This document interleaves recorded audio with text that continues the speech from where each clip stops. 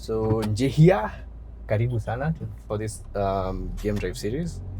Thanks, Brian. It's a pleasant surprise. I should be Yeah. in the office working. Yeah. But now you I get to go think, for a game drive. Yeah. Sometimes my life is really interesting. I don't know what will happen the following day, and but normally, can we pray? Yes. Do you pray? Yeah, I do pray, but today you're praying for me. Okay, all right. Okay, cool. Okay, thank you, Jesus. No, I've just been driving. And Okay. God is not legalistic. He does not have to. You do not have to wait and wait. Okay. Yeah, thank you, Jesus, for your goodness and for your mercy. Thank you for this beautiful morning with Brian, and just again to enjoy your creation, nature, listen to birds singing, see animals just free in the wild, just see your conservation. And we do appreciate, Father, life, that you did not just create plants for us to just destroy, but Father, for us to complement one to another, and even the animals. And so, Father, we thank you for giving us this opportunity just to step out, enjoy, and just have conversations and just reminiscence, interactions. It seems that it's only when we are out in the wild that we'll be meeting. And so, Father, pray for an enriching time. May we give you glory in our thoughts, in our words, in our action, and may we edify each other. In Jesus' name we pray. Amen. Amen. Thank you so much for that prayer. This is the first time someone has prayed since I started this. So it's a first. Thank you. No, I think that's how life should be. That's true. Yeah? Yeah. I mean, at the end of the day, it's what you believe in that gets you up every morning. Yeah. And you get to do what you do based on that. Speaking of that, how we met. Brayo.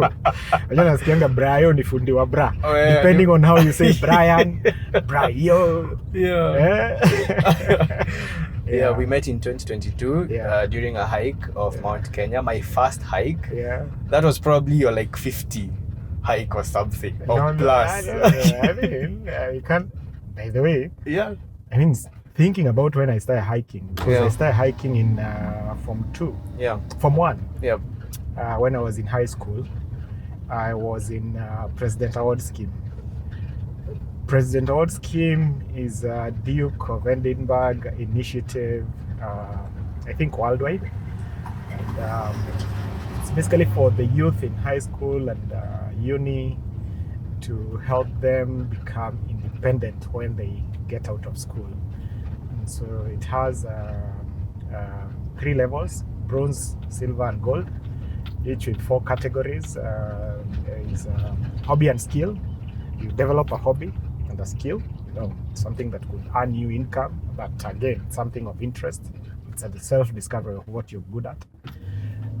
Then physical fitness, and the physical fitness would be like 1 run, 1 jump, 1 throw, in a field, athletic field, and with different measures on each of the 3 categories. And then community service, give service for free to a community, hospital, schools, government office, prisons, any place.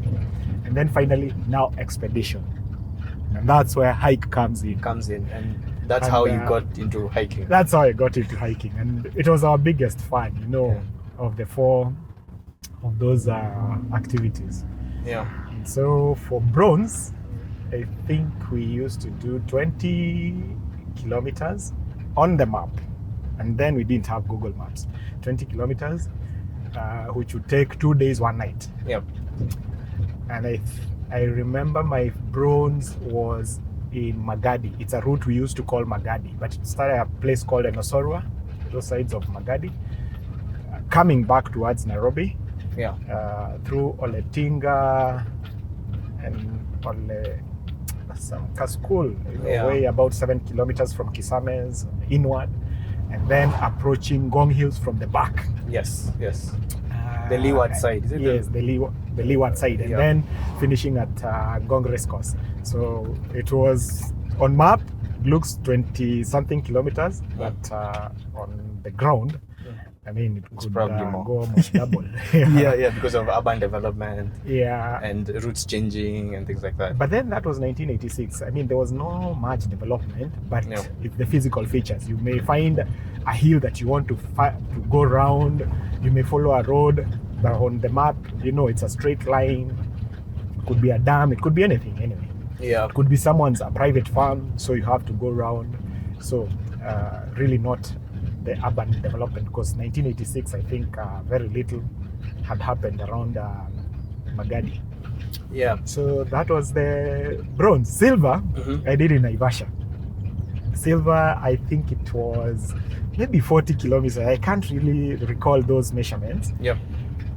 But it started at Hell's Gate, the gate, approach Longonot from the, again, backside, summit Longonot, and come and sleep at Longonot Primary School, day 1, day 2, back to Longonot, into some water trough, you know, inward towards, what's the name of that town? Where there is normally political Maasai declarations, that near Dukamoja. I can't remember that town. Oh, I don't know it. Yeah. And then come back towards my Mahio, day 2, sleep at my Mahio Primary. I remember that time. Yep. There's a group that was last, and it was around 11 in the night, and there was a leopard that was following them from a distance, and the leopard was spotted by a car that then found the group ahead and then told the group that there is a leopard behind you. But again, we are normally prepared how to handle animals when we're in the wild. Yeah. Then day 3, that was the second day. Day 3, we slept at Kinale High School. Again, a dramatic climb from my Mahio through Kijabi, through the forest, through the new road, and then to Kinale, and then finished the last day at Limuru, and it was quite a journey. Was that silver or gold? And so silver, after you done bronze, yes, to silver, yes, how long did it take? Was it like immediate or no, not years? immediate. No, it takes a term or 2 terms, depending again. Have you also finished the other activities? Remember, there are 4 activities to finish on every category. Okay. So bronze, the throw, you have to attain a certain throw, the run, a certain time. If it is 100 meters, 200 or 400. If it is a jump, again, a certain jump, you know, distance. So community service, you must have done community service. So if you are keen in terms of following, those are Egyptian skis. Yep, and crocodiles. Oh, there are crocs here. Yeah, you can see them. Oh, yeah. Resting there. Yes. Yeah. No, I didn't think there are crocodiles here. Yeah, there are crocs. You can see from the camera. Yeah, they're resting here. Yeah. I think they're trying to get some sunlight. Yeah. Yeah. What is some? Sunlight. Oh, sunlight. Yeah. I thought I had salad. Oh, salad in the birds. But also that could be. That could be a thing. Yeah. Yeah. So as you said, they had categories. Yeah, they had categories. So it depended on your, you know, are you psyched? Do you want to finish? Okay. Some guys would give up, on bronze. You know, others on silver. But I went all the way to gold. By Form 2, I had cleared my gold, and I got awarded my gold medal by the second president at State House. You know, normally the sitting president is the patron of President Award Scheme. Oh. And this happens in Commonwealth countries, I assume, because it is from the Duke of Edinburgh. Yeah. So that was Moi. Moi. Yes. So in 1987, I got my gold award, and immediately after that, I became an assessor. Now, assessor means you start assessing now other guys who are joining PA President Award Scheme. Yeah. And by uni, I was a chief assessor, and it took several groups out into the. This is inaitwa Kongoni. Kongoni. Yeah, I like it because the head looks like an insect. Oh, Sindio? yes. It's very common in Naivasha. Yeah. I also went to Naivasha for my primary school. Ah, okay. So you know Naivasha very well. Yeah. Yeah. There's actually a place named after it, Kongoni. Kongoni. Yeah. So that's how you started your hiking journey. Yeah, that's how my hiking started. I want us to pause on the hiking, and then we'll come back to it because I want us to talk about. We'll talk about our hike in 2022. But during the hike, as we were talking, that's how we met. You mentioned that you own a company called Bingwa and Sahihi Interior Builders, and we started talking about Bingwa. And honestly, up to now, it's one of the best ideas that I've had from an SME. And I'm not saying that to butter you up, but I think it's generally one of the best ideas that I've seen in a long time. And what Bingwa is, it's a home services platform whereby right now, if let's say at home, if I want to order food, I don't want to cook, I'll use Glovo, Uber Eats, and I'll order from there from a restaurant, right? But I've never thought if I need an electrician, maybe there's something needs to be fixed, or I need a plumber, maybe how would I? Because right now the only way I could do it is through referrals. Talk to my caretaker, anitumie mtu wake labda ni mtu ajui kufanya, ni ile tu atampatia certain commission afanye, and then now aniharibie, and then I have to look for someone else who probably has and then by the time it's fixed, I've spent so much time and money to have it fixed. But now with Bingwa, it is a platform whereby I can get all those services, just like what I would do if I want to get a Bolt or an Uber ride to wherever, through referrals that of people that on the app can say, huyu mtu alinifanyia hivi na iko hivi. So how did that idea come about, which is genius in my opinion? 2010. I had invited this guy who had constructed for me a bar, which is a church. Because I felt that Meta. Oh, you know it. Yeah, I know it. You know the story. Yeah, but we'll talk about that part. Meta. So this guy was a student at Buruburu School of Finance. So I asked him, I found him at the lab on a lunch hour. He didn't have money for lunch, so we had a chat. Those are buffaloes. Those are buffaloes, they've been separated from the herd. Been beaten up. They are weak buffaloes. They're dangerous to man. Very dangerous. So this gent was 23 years old then. I think, no, maybe younger. Because when he came now to me, he was 23. He was a student doing arts, interior design. So I asked him, Henry, ukitoka shule uajiriwe uchoke, look for me, we start something. Because he did a fantastic job converting a bar into a church.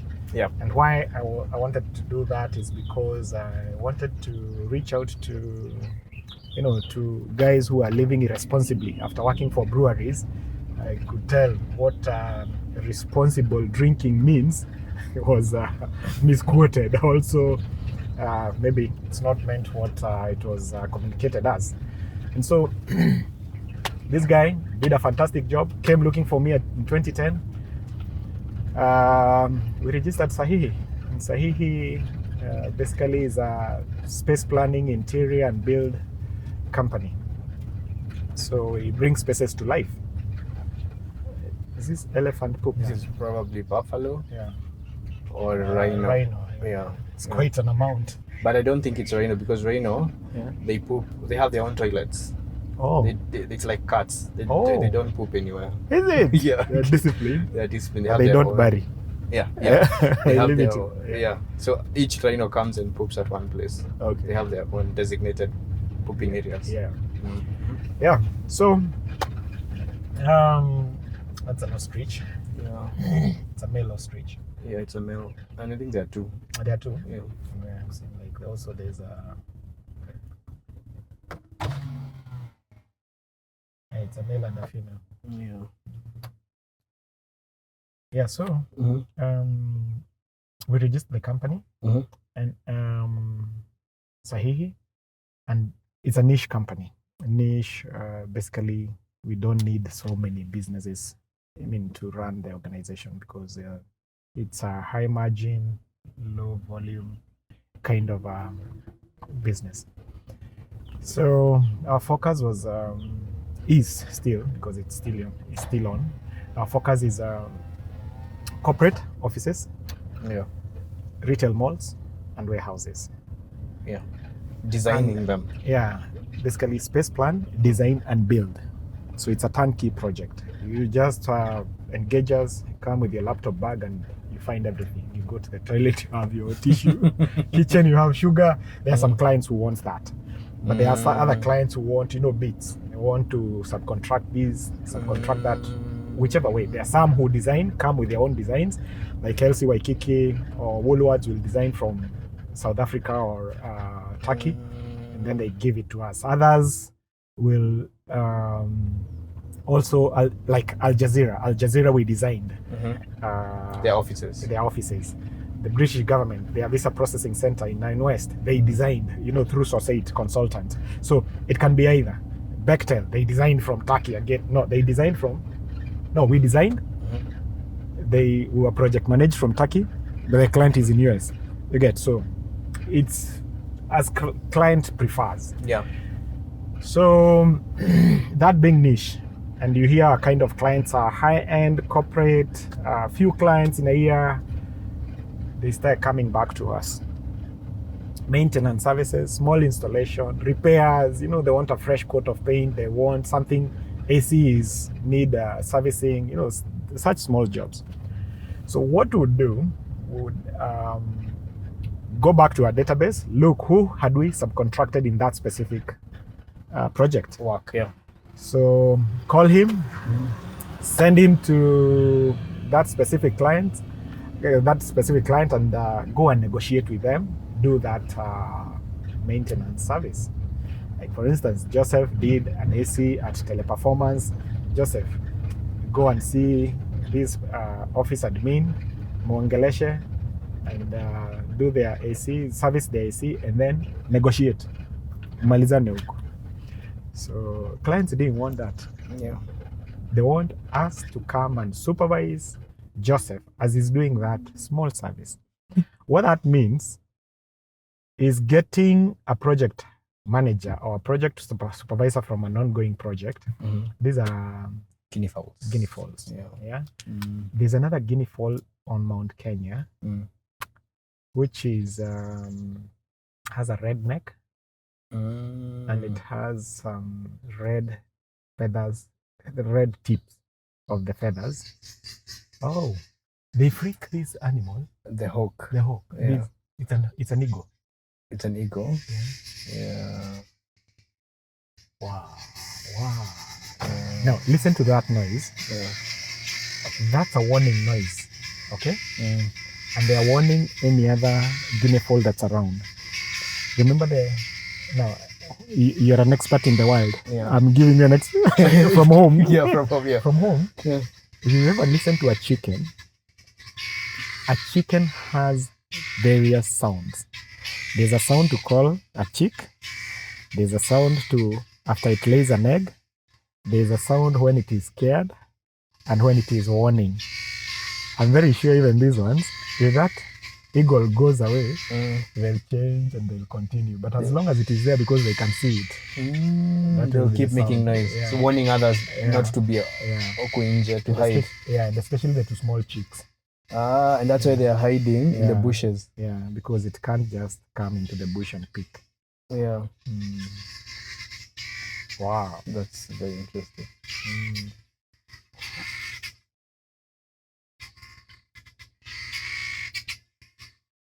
And that's a big eagle. It is a huge eagle. And now the problem, it will stay there until...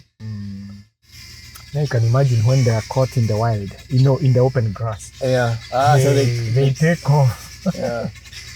But here at least they are in the cover of the bushes. They can run, it can only fly. Yeah. See that poop from Yeah. the buffaloes. From the buffaloes. Yeah. So those birds come and spread it to look for insects from inside to eat.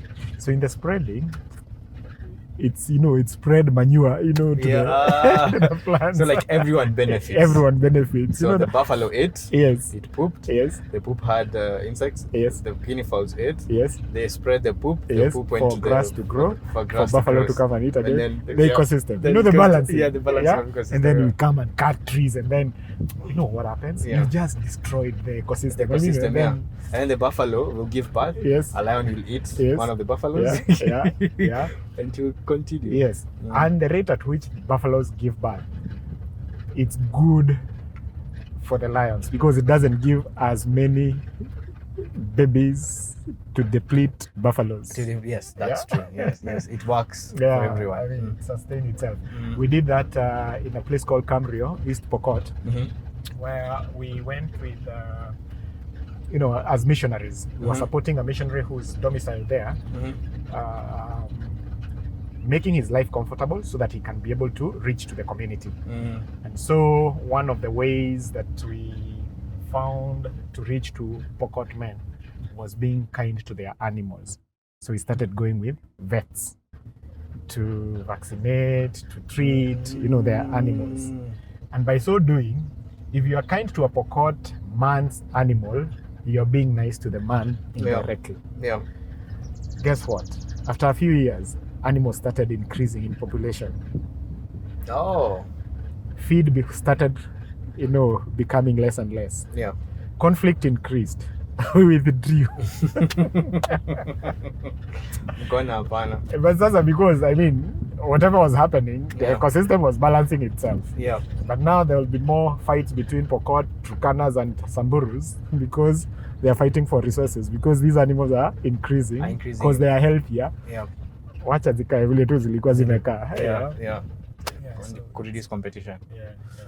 Yeah, so you're saying in Sahihi, you used to get clients. Yes. Once you create a product for them, then they would come back to you for smaller services, maybe support. Yes. And that's how now. Now, that was a journey. Yes. Towards Bingwa. Okay. So these clients, you see, one has rejected to deal directly with a fundi. Yes. Who we had subcontracted to do that specific work. Yeah. So he understands the infrastructure of the AC within that specific office. Yeah. But the client does not want to deal with them directly. Not one client, not two, almost all of our corporate clients. They want us, come supervise that guy as he does the service. We charge them, and we'll charge them 3-4 times. They are happy. The fundi is happy. We've paid him. But we have been left, disoriented because we've had to pull a project supervisor or a project manager from a site to come and supervise this small job. And the project supervisor is handling a whole project which has builders works, specialized works, furniture, fixed furniture, a comprehensive project, only to come and supervise just a guy opening an AC, cleaning the fins, filling the gas, putting it back, and then go back. Yeah. That disturbed us. So I started thinking, 2017, what is the problem? So I started, engaging the clients. This is what I picked. Fundis,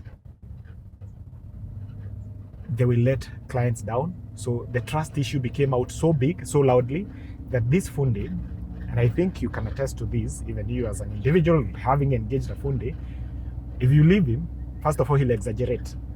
Yeah, the problem. He'll tell you that maybe he didn't have anywhere else to go. So this work, which is supposed to take 30 minutes of cleaning an AC and filling gas and, and putting it back, he'll take a whole day. So that he can charge you, maybe double. Yeah. Because he didn't have anywhere else to go that day. Yeah. Or the clumsiness of these fundis, he was supposed to repair AC, ameharibu carpet, unrelated completely. You don't know how to deal with the guy. Or the guy receives another call for another gig goes out, alafu anasikia hii kazi ni tamu kuliko hii ambayo nafanya. Then guy switches off the phone and disappears. That time he had dismantled the AC. Everything is down. Akadanganyana ameenda kutafuta kitu. Hata hajasema chochote. You just think the guy is around. Yeah. And then they told you it's 30 minutes job. So you look at your next appointment, maybe it's 1.5 hours, you're fine. And then after 1.5 hours, everything is down on the floor and there is no one. The guy you're calling him can't reach him. Yeah. He's disappeared. What do? You're the secretary or the office admin. You have this meeting with now. Yeah. The guy has disappeared. Or something is lost in the office. So trust came out so loudly. And so I asked myself, how can I build a pool of trusted fundis such that whenever our clients call for maintenance, for small installations, for repairs, I can just send them and tell them to go and ask Sahihi. And so initially we came up with Ufundi. Ufundi was an app where we would train guys, and then, but only for a few services. That was plumbing, electrical, painting, just small menial jobs. And then send them. So what was common? It was plumbing. What else? AC. What else? We went on increasing on that pool. Yeah. And so I realized construction was very small as an industry. Yeah. And this was after going to NCA, talked to the acting CEO then, Njihia Keg, and asked him, to give me the accredited fundis on his database so that it would be easier for me just to pull them, train them, and activate them on the platform so that when our clients come, we can just release them and it's easy. Yeah. And when Njihia Keg told me that every day in construction sites in Kenya, there are 900,000 fundis who go to work, working. 900,000. 900,000. But only 30,000 were in their database who had been accredited. What? And so I thought, out of 30,000, that's a small number. The number that you can trust that they'll do a good job is just a handful. By then I hadn't known the statistics. It's just a handful. Then construction must be very small. Yeah. Is it going to sustain this app that we are creating? Yeah. So immediately we changed our business model and we came up with Bingwa. So it changed from Ufundi to Bingwa. And this is how Which Bingwa means operates. champion. Yeah, Bingwa means champion. Bingwa means an expert. Bingwa means, you're good at what you do. Yeah. So Bingwa, this is how it operates. You have a need in your house. That client who has an AC issue comes on the Bingwa platform and finds a fundi, and he'll get three. He'll get 3 Bingwas who are around him who have registered. And how do they register?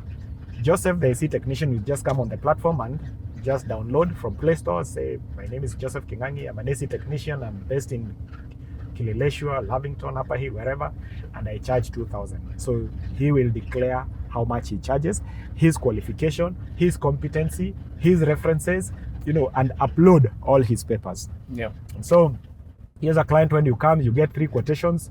Out of those 3 quotations, you can see the guys. What are you looking for as a client? Because clients buy 3 things: experience, convenience, or value for money. Yeah. So if you're looking for Joseph charging 2,000, Peter 1.5, James 2.5, are you looking for value for money? Go with the one who's charging 1.5. Are you looking for experience? Assuming the most expensive is the most experienced because they also charge their value. Yeah. What they are the worth. amount of work they've put in all those years. Yeah. Or are you looking for convenience? You want someone to be there on Saturday at 4 when the task is being executed. So go with Joseph. Yeah. As a client, you make up an upfront payment. But the money is held in an escrow account. We are using iPay Africa, who are CBK regulated, because again, as a business, we shouldn't handle, those kind of, assume 100,000 orders at the same time. Each order is about 2,000. I mean, that's quite an amount to handle for clients. So, and CBK might start raising eyes. So we got a payment gateway of someone who is CBK regulated. So you have made that payment, money is held in an escrow account, and then at that point you get connected to Joseph. Joseph sees he has a new order from Brian on Saturday at 4. So you start an in-app chat, you can call, you can plan and schedule. Already you had scheduled Saturday at 4. And then just in case, Joseph may want to diagnose offline so that he can know what could be the issue, so that he can come with the right tools. So goes ahead, Joseph comes on Saturday at 4, executes the work, calls you, hi Brian, I'm done with the work, come and test. You test, you find that it is working, you're happy, go on your side of the app as Brian, give me the certificate of completion. You issue the certificate of completion, that you're happy that the job has been done, it is working, it is good. And that certificate is what releases the money from the escrow account to Joseph's account. Okay. So you don't first pay the person. Yes. Up until the certificate has been issued. You have paid, release the money. Yeah. And why we are doing that? Because they are also crafty clients. That's true. Who want quality and pay peanuts, or even don't pay at all. Yeah. So the app protects both sides. Okay. It protects Joseph from clients who want quality and pay peanuts, or even who won't pay. And it also protect client from the fundis. Remember the trust issue where it started? Yeah. It protects the client from fundis who want to do a shoddy job and charge a premium. Yes. Or even exaggerate, Okay. Yeah. And so before Joseph leaves, it is in his best interest to ask you, Brian, please give me a good rating. Give me a good review if you like my work. If you like my work, yes. And because if Joseph falls below 90%, aggregated from different rating and different reviews from different clients, the app shuts him automatically. Wow. Because our promise to clients is quality or cashback. If you're not happy, we're going to refund you. Yeah. Okay? And then be left dealing with Joseph. Because trust here, it's a big commodity. In fact, trust has become so costly in the, globally. Nowadays, yes. Yeah. It's actually in all businesses. So, and that's one of our biggest challenges in Bingwa, that people still do not believe they cannot trust this trust platform. So there's still, you find that guys, want to deal with it at an arm's length. Yep. So on the same platform, we have suppliers. In the event that AC required a capacitor, let's say it's a capacitor is whichever part, Joseph will remove it and tell you, Brian, by the way, hii ndio inafanya AC isifanye kazi vizuri. Sasa tutatoa wapi hii, Joseph? You can get on the platform, look at one of the 3 suppliers around us. There's one on Ngong Road, another one in Dagoretti, another one in Westlands. Yeah? See their prices, compare their prices. Same capacitor, same specs, same everything. This one selling at 5,000, this one 5,200, this one 5,500, this one delivers, this one doesn't deliver, this delivers at a fee, this will deliver in 2 hours, it's up to you again. The platform is an open market platform. We are not changing anything that happens in the open market, but we are just digitizing that. Yeah. So go ahead, as he's cleaning the fins, as he's opening the AC, you have ordered the capacitor, it's on the way coming, it arrives, again, the same payment mode, you pay upfront, the supplier sees that they have a new order, packages, you can track the packaging, released, it arrives, it is delivered, you receive, it's in good condition. Then at receiving or signing digital delivery note, it releases them money from the escrow account to the account of the supplier. Yeah. All right? Yeah. So again, and your task is complete. Yeah. Let's assume this AC is an industrial AC. Okay. It's at the airport. The outdoor unit for an airport AC become a room mzima. It's huge. It's huge, yeah. And let's say that you as a client, you had ordered Joseph to come and look at your AC, the technician, Joseph the technician. And then when he arrives, you're like, hii kitu Joseph ananiambia doesn't add up.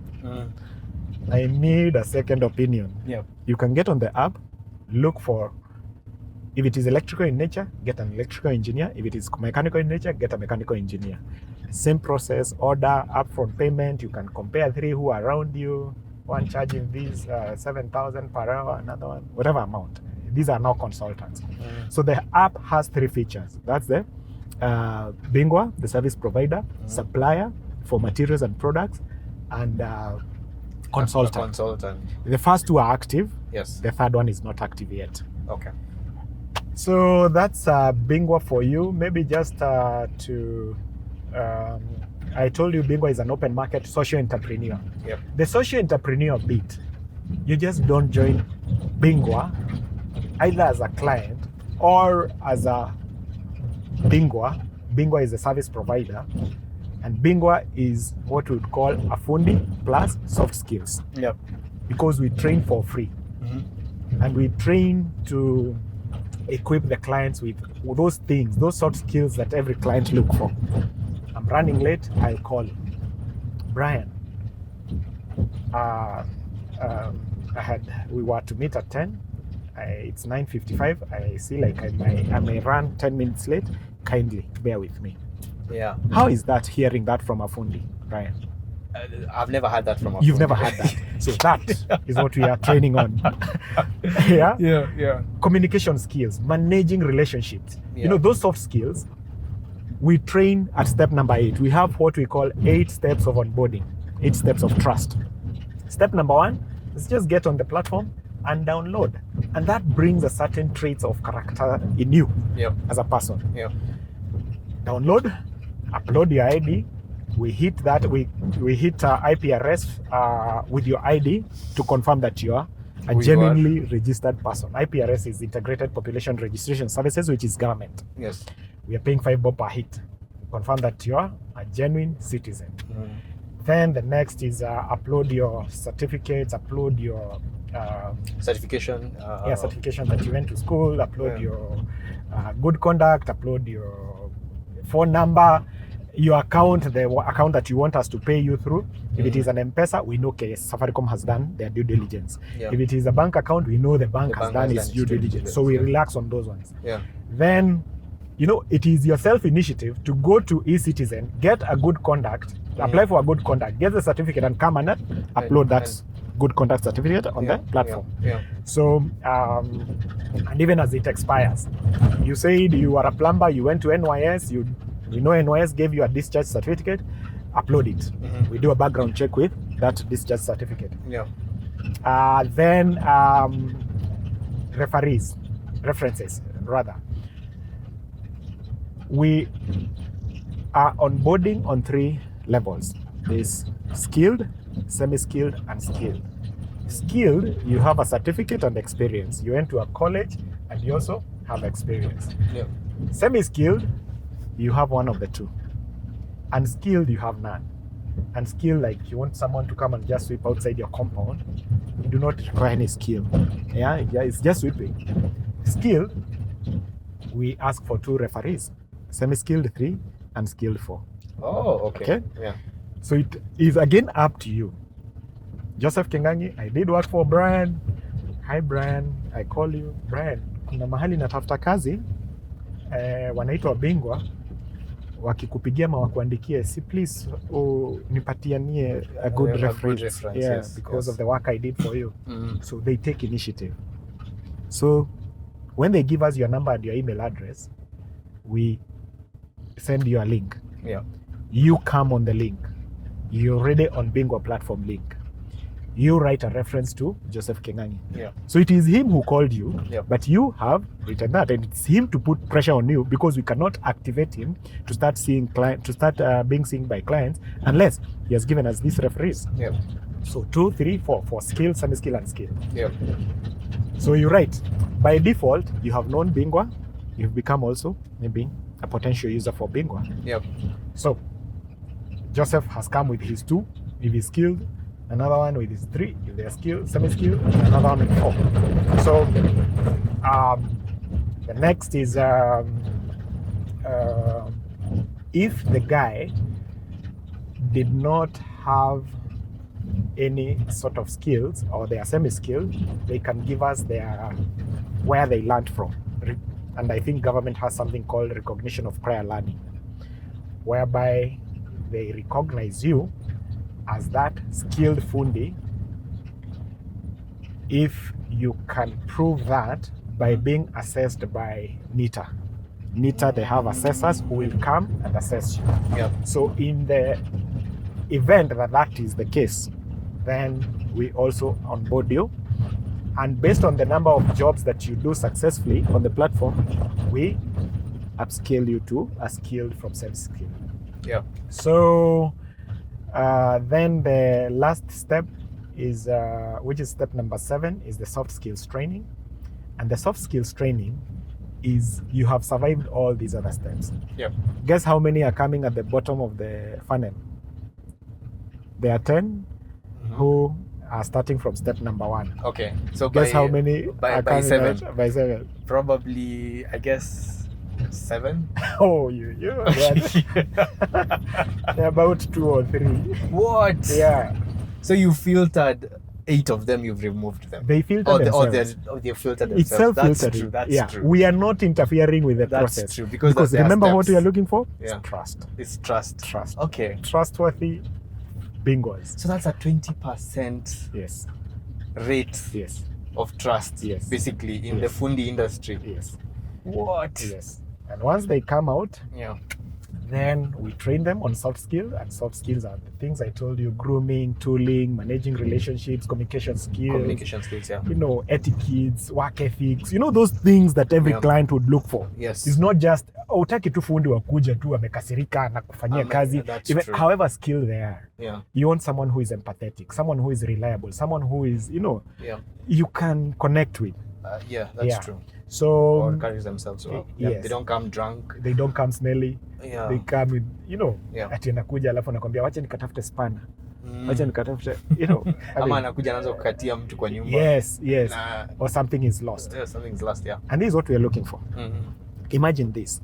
Imagine uko hapa saa hizi, you're working. Yep. And then you remember, my shower is not working. Yep. You just stop for 2 minutes, go on Bingwa Platform, get a Bingwa who is around where you live, you confirm one, you chat, you have paid, you chat, and then umwambie, hey, Kevo, please, funguo za kwangu ziko chini ya mat.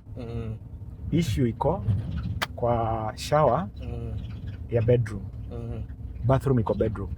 And then the guy goes, picks your keys, opens your house, there's no one else, goes into your bedroom, goes into the bathroom, repairs your shower head, cleans, tests, cleans, locks, your jewelry is there, your money is there, iko hapo kwa bedside, doesn't touch, closes your door, returns the key under the mat, and goes. Waits for you to come in the evening. Hi Brian, yeah, this is Kevo. I came and I did the work. Please just confirm that everything is okay and it's working. You go test and it's working. It's giving you hot mix. It's good. Then it's good. It's good. But release. Give me the certificate of completion. You issue the certificate. Money is released. Kevo is happy. You rate him. You review him. Just imagine that you are here and you're doing that. Yeah. That's Bingwa for you. It's so simple. Yes. And it makes sense. Yes. Because even me, with where I live, I've had trust issues with people that I get to fix. Like, for example, a plumber. I had a problem with my kitchen sink, the tap. And I got this plumber who came and fixed it. But then it only worked for like 2-3 days. Ikaribika. Yes. And the amount of money, and it's also my fault, because I should have inquired how much it would cost to replace one. The amount of money that I bought from him, because he told me he's going to buy it, I bought it like 3 times what it is in the market. But now with your platform, the supply is there. So if a fundi tells me I need to replace a tap, I go look for a tap, the size that I want. I'll ask the fundi the specifications. Go to the app, look in the suppliers column, this is the specifications, this is the amount. Yeah. Okay, I tell the supplier, okay, deliver this to me so that I can give my fundi, then he can fix. Then I'll only pay him for labor. Yeah. You know? Yeah. And now Yeah. the whole trust thing is, Yeah. which is cool. Yes. Yeah. Now, and there are many people like you with your same story, same script. Yeah. And I think this is what we are resolving. This is a solution we are providing. And now, it's not just in construction. Because what I've just told you is in construction. We have identified 12 industries, but our first 6 industries is construction, home and deer care. Home is anything around home, cleaning, fumigation, just name it. Deer is what you hold deer. Deer could be a child. You want a child minder. You want to run out for shop. Yeah, like a nanny. Babysitter, Yeah. You want to rush for shopping for 2 hours. So you want someone for 2 hours. You don't want someone's permanent. Where do you get that person from? A deer could be a dog. You want a dog walker. Or a cat. Yeah, or a cat. Cleaner. Cat pet inaitwaje to pet the cat or that thing. Yeah. Or a deer could be an aged parent. You want a therapist. You want someone to come and take care of your. That's interesting. Like you're a senior citizen. Yeah. And you want them to. Yeah. Okay. So that's deer. That's what you hold here. So that's another industry. So there's construction, home and deer care. There's beauty. Beauty is you want a nail technician. You want a hairdresser. You want a masseur. You want what around makeup artist. That will come to your house. Yes, who will come to your house. You want, let's assume a lady wants to look good because she has an evening event, or she wants to run for an interview, or she wants even to get into a virtual call. Yeah. I mean, you want to look good. Where do you want to go to the salon, or can you get someone from the salon to come to you? And this is the virtual salon. So the person is there, they'll come with their makeup kit. Just need again to have after the payment, a chat. What are you looking at, night glam or day glam or bridal glam, whatever it is you're looking for. I've learned these things from Linton. So they are partners in this. So that is the beauty. Then there is fashion. Fashion would be you want a tailor to come and just do some adjustment of this dress that you so value, you haven't worn in a year. Yeah. You've changed in your body size and you want it adjusted, or you. You know how tailors are liars. Yes. That's something. Yeah. Wanakwambia nguo kesho. Yes. Yeah. And then the other industry is security. Security is on a Saturday afternoon, you have guests out to your house. You don't know who to take care of the cars. You want a parking guy, a marshal. Yeah. Get on the platform. Get a parking marshal, 5 of them to come and take care of maybe 20 cars which are out and help in parking for 3 hours. You can see their charges. They charge 700 per hour each. You want whatever number that you want. Yeah. So or a bouncer. Yeah. These are the first few industries that we have identified. We are activating, but the only 3 active is construction, beauty, and security. Home and deer care, we have a few services, 3 or 4 services that are active. There could be something here. Yeah, there's an Impala. Yeah. A male majestic, eh? No, it's scared. It's scared. Yeah. Yeah. It's looking out, like it can feel it's being watched. Yes. Someone was saying that these things they'll never have fat because they live a scared life all the time. Yeah. So the only way to eat meat from this one is boiling. Because it's always tough. There could be a lion around. Yeah, probably a predator. But then he's alone, so I'm wondering because they are never that alone. Because now he has to watch for himself.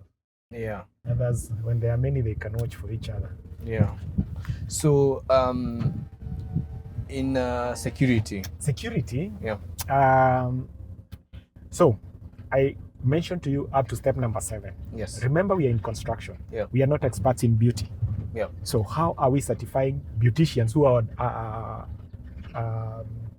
onboarding themselves up to step number 7, and we have trained them. Yeah. So we have industry partners who are industry leaders. We have industry leaders as partners. So for beauty, we have Lintons. So anyone who is coming in as a beautician, we are sending them after step number 7 to Lintons. For Lintons, there's assessor fly. For Lintons to go and assess them, and it was outside. Wow. For Lintons to go and for them to go to Lintons and get assessed as, they say they're a makeup artist. They go to Lintons College. They are given a dummy, or they go with their models. They're told to apply what they say they are. Is it a night bridal makeup? Is it a nail technician? Is it they are given those? So models. Lintons will certify them. Yeah. For you to be like, okay, now you can come on board. They'll certify them for us to activate. Yes. Interesting. So the leaders of those industries Yes. are your partners. Our partners. Okay. Some we are profit sharing. We Yeah. are doing profit share. Others, there are different arrangements. There Okay. are some, depending with the complexity of the industry. Job. Yeah. Of the industry. Of the industry. Because like security, in as much as security, I may come in as a security escort, Yeah. armed escort. I could, maybe I'm licensed to possess a firearm, and I'm offering armed escort services. Okay? So you, let's say this lady single at Kileleshwa misses the mother who lives in Karen at 10 p.m. in the night, gets on the platform, looks for a armed security driver. Yep. You see, now those are 3 services. Yep. Armed, security, Yep. driver. Yep. And you, when you onboard yourself as a service provider, as a Bingwa, your firearm, you charge maybe 8,000 per hour. Per hour. Okay. Your service as a security, you charge 1,000. And driving, you charge 2,000 per hour. Yeah. So a combination, 11,000. 11,000. So am I willing to pay that 11,000, as a client? No. So I go to look for other options. Maybe I may remove armed. I just want a driver. So driver, I will pay 1,000 bob. So you see, it depends with now that even the packaging. Yeah. So how do we package? It is the industry leaders who will advise us how to package these services. Yeah. So, and in so doing, what is the arrangement between us and them? Is it profit share? Is it one-off? Is it, and we are open to negotiate. So, that's Bingwa. And I think, unless you have any question. So you should, maybe this is something you should consider. Yeah. That would come in handy. Is That's a lion. It's a lion, yeah, walking there. Yes. It's having a caterer. Yeah. It's having a catering services. Catering services. Yes. Yes. So for example, if I have a party Yes. and I want a few chefs and I want them to come and prepare meals for my guests, Yes. I can just go on the platform, Yes. nitafute how much they charge, Yes. and their referrals, Yes. and maybe they've been certified by Yes. one of the biggest hoteliers in Yes. Kenya. Yes. Wanajua kupika. Yes. Kuna wale wanyama choma Yes. specifically. Yes. They sell their recipe. Yes. So that even when you come to search, Yeah. you just search nyama choma, Yes. and then it takes you quickly to. So that falls under hospitality. Yeah. This is a female lion. We've spotted a female lion, yeah. Wow. It's huge. Huh? It is. This is a treat. Yeah. She's huge. Huh? She is. She's very big. It can jump. No, it can't jump. Eh? No, it can't. Also, I guess animals have kind of adapted, especially because of conservation.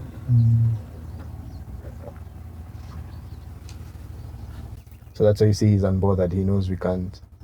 She's unbothered, rather.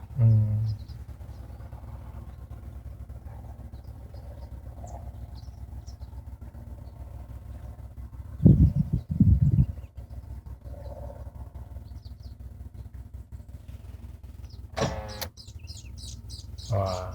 Yeah, majestic, huh? Yeah.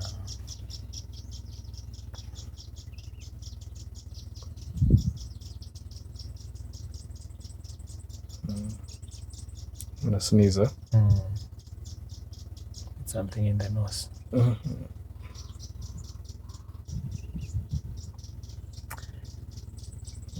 Right now, the prey, they've sensed her. Maybe that's why that impala that we saw. Yeah.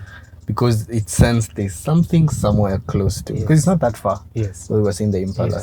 Yes. So that's why it was on high alert. Yeah. You know, in this world of, I always feel for the predators more than the prey, because the success rate of a lion is about, out of 10, is about 30%. Out of 10, it's about 3. Like out of 10 times she tries to hunt, she'll kill 3 times. Yeah. So the 7 times, she'll go hungry. So it's very hard. Because also impalas, as you've seen, mbio, they wake up every morning knowing today might be the day. Yeah. So they're always on alert. And she wakes up every morning knowing today I have to find food or I will starve to death. And so it's a very competitive, I guess, life for both of them. By the end of the day, for her to be able to hunt, she has to be faster than an impala. And tactical. But for an impala to survive, he has to outrun her. So it's a very interesting dynamic. And so when you're watching nature documentaries, when one is caught, you're like, why was he caught? But then you don't realize they have failed 7 times.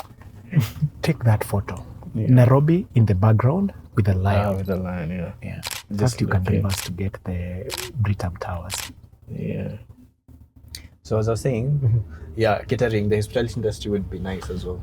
No, that is under hospitality. And we are slow. Yeah. Because you want to be perfect. Yes. Yeah. Yes, we want to excellence, not perfect anyway. Excellence, we want excellence. And we are slow. Even in construction, we haven't exhausted everything. Yeah. Again, because this is a digital platform, we'll be looking. Look at this and that. Oh my God. Yeah. Where is she? She's coming behind us. No. She's where we left her. I wish she knew. So just a few meters from where we are, there's this impala eating here. He doesn't know what we know. You know, both of them don't know what we know. Yeah. In fact, I'm thinking, so you go beat him to come inside. So that the lion can see. The lion is behind there. There is the lion. So there is the lion. It's looking for prey, and the prey is just here eating. Nature. I feel like holding it and taking it to the hungry lion. Poor gazelle. Yeah, he's lucky, very lucky. Yeah. Wow. Yeah. I wish I can communicate to the lion. I tell the lion, just continue coming. Yeah. Keep going down. This is a water trap, or it's just let me look at it. This water, Yes. It's a water trap. Yes. It's created especially when it rains. Okay. Yeah. Also, lions love. You see this sitting on sitting on the top of it. Resting. Yeah. It's a lookout for the lion. Yeah, and then also because it's wood. Yes. It's comfortable. Okay. Yeah. There's a canal there that needs to be driven in, which is good. And he's eating. He doesn't look worried like the other one. No. I think he can't smell. He can't smell it. Also because maybe the wind is going like this. Yes. So yes. And maybe the lion is smelling him. Yeah. Because the wind is going like this. The wind is going this way. So the lion she can smell him, but she doesn't know where he is. She hasn't. That's why she's very alert, but he's just there. See, so I just understand the language of a lion. I just tell her he's here. He's here. Go. Yeah, that would be an interesting hunt. because I know she smells him. Yes. That's why she's very alert. Yeah. They smell each other. Yeah. Well, no, he doesn't know. Mm. The impala doesn't know the yeah. lion is here. The lioness is here.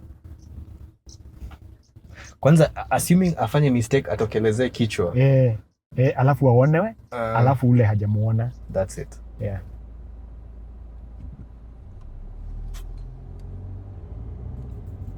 How many rhinos do you have here? We have about 100 for black rhinos, and then white rhinos about 20 something. Where are the 100? They are within the forest area. So black rhinos are very shy, and I think it's because of poaching. They've adapted to be very shy, so they don't stay at the grasslands. They stay at the forest area. Yeah. Uko ndani ndani. What we can probably spot, and maybe that's I think it's a buffer. I think it's a rhino. It looks like a white rhino. White rhinos are the ones that stay at the grasslands. Yeah. So it's easier to spot them. Yeah. But they are few. They are 20 something. Yeah. Yeah. There was a story of the rhino, which was the last one in some Sudan. Sudan. Yes. So this I've told you we have black rhinos and the white rhinos. So in the white rhinos category, we have the southern and the northern white rhino. So the northern, there are at the time of Sudan, there were only 3 in the world that were remaining, and all of them were at Olpajeta Conservancy. So Sudan was the last male. Before, when Sudan came, at the time there were 4, 2 males, 2 females. But how waliona? Yeah. So anyway, so there were 4. 1 male died. Then there were Sudan and 2 females. 2 females, a daughter and a mother. Sudan died. He was the last male. Now, at the moment, in January 2024, we have 2 remaining, and they're all female. A mother and a daughter. Now, the mother is too old to reproduce. The daughter, Too young. not too young. She's okay to reproduce, but her womb kona shida. Oh, you. So now, what they've done, before Sudan died, they harvested his sperms. Yeah. Yes. And they've also harvested the ovums or the ovaries from the both females. And so right now they want to take the sperm of Sudan, who died, and of these 2 females, because none of them can reproduce now. Yeah. They put them in a southern white because it's the closest. And then she can be a surrogate, carry the pregnancy, and then give birth to another white.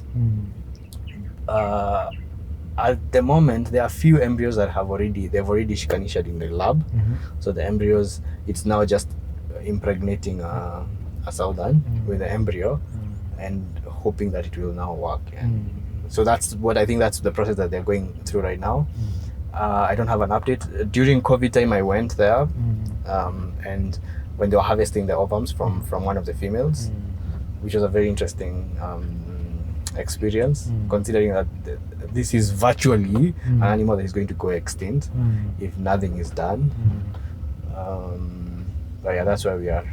Wow. That's the northern white. So northern is the one that is now almost it's critically endangered, but almost going extinct. Yeah, only 2. I think I saw Sudan before she died. Before he died, yeah. Before he died, Yeah. Wow, yeah. So okay, as you said, Bingwa is still young. Yeah. Bingwa is still young. Yeah.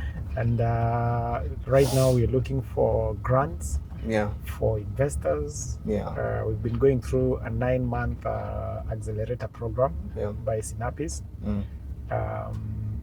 We'll be getting into an investor pitch deck in February. Yeah. So I think we are at a good place. Yesterday I was talking to Kiep.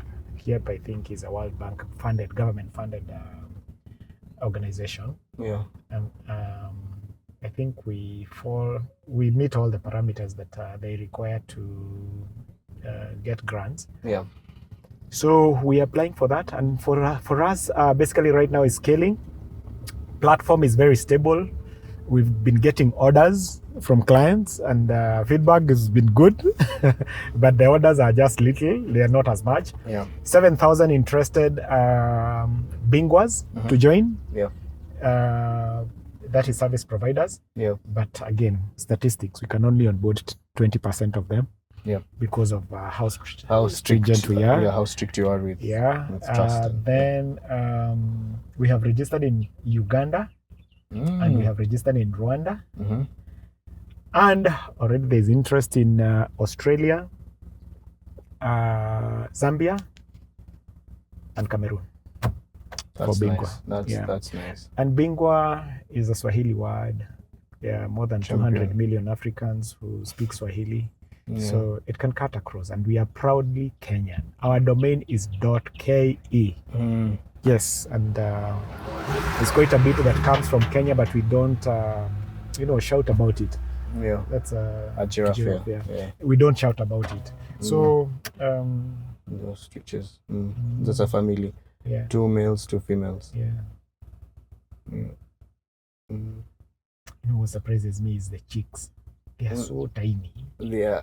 And I hardly see ostrich in between. I see either grown-ups or chicks. Very small chicks, which are under the grass. Under the grass, yes.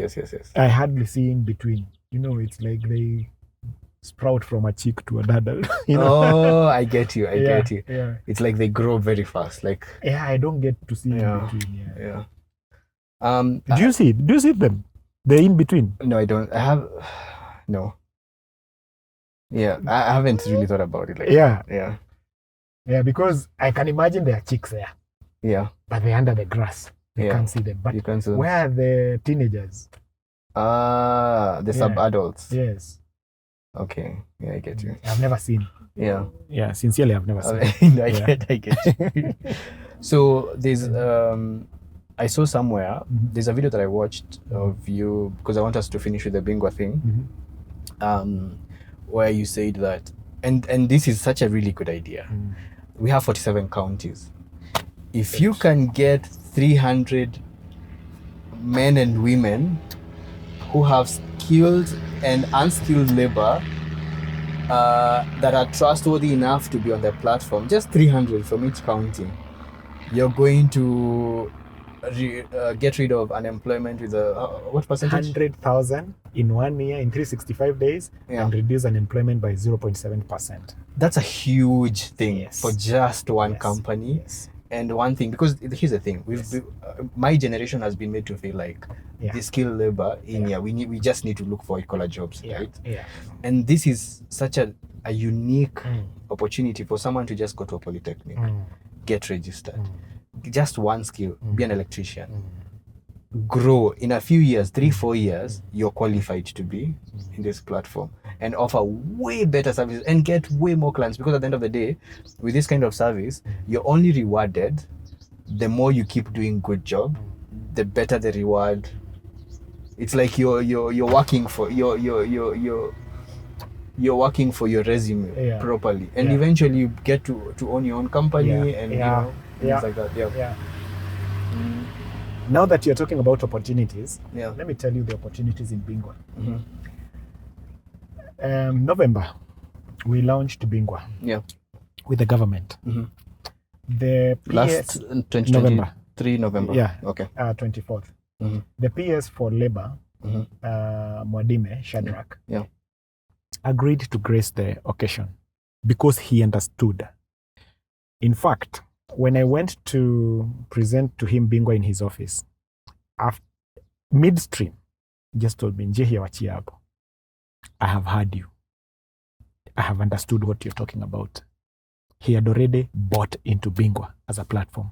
I think also I don't know whether he had checked it. But the next question that he asked me was a trust question. He asked me what? But who are you?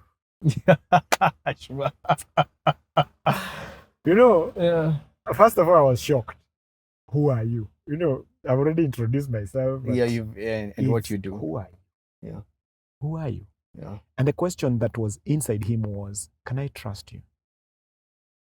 So it was an opportunity for me literally to lay bare before him who I am, what I believe in, where I've worked, what I've created. I had to talk about Senator Keg. It's my baby. This from EABL Life. This is my baby. Yeah. I had to talk about working in a bank.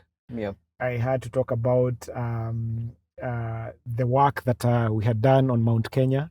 Yeah, with the CS. With the former CS, yeah, who I am, my hobbies. I'm a Bible teacher. I teach kids 6 to 17. Basically, I laid bare before him. Yeah. This is who I am. And above all, I told you, you are a government. You have all the agencies. You can do a background check of me and find out from NIS who I am. By the time you get to the house, you already know. Yes, you already know who I am. I think I convinced him.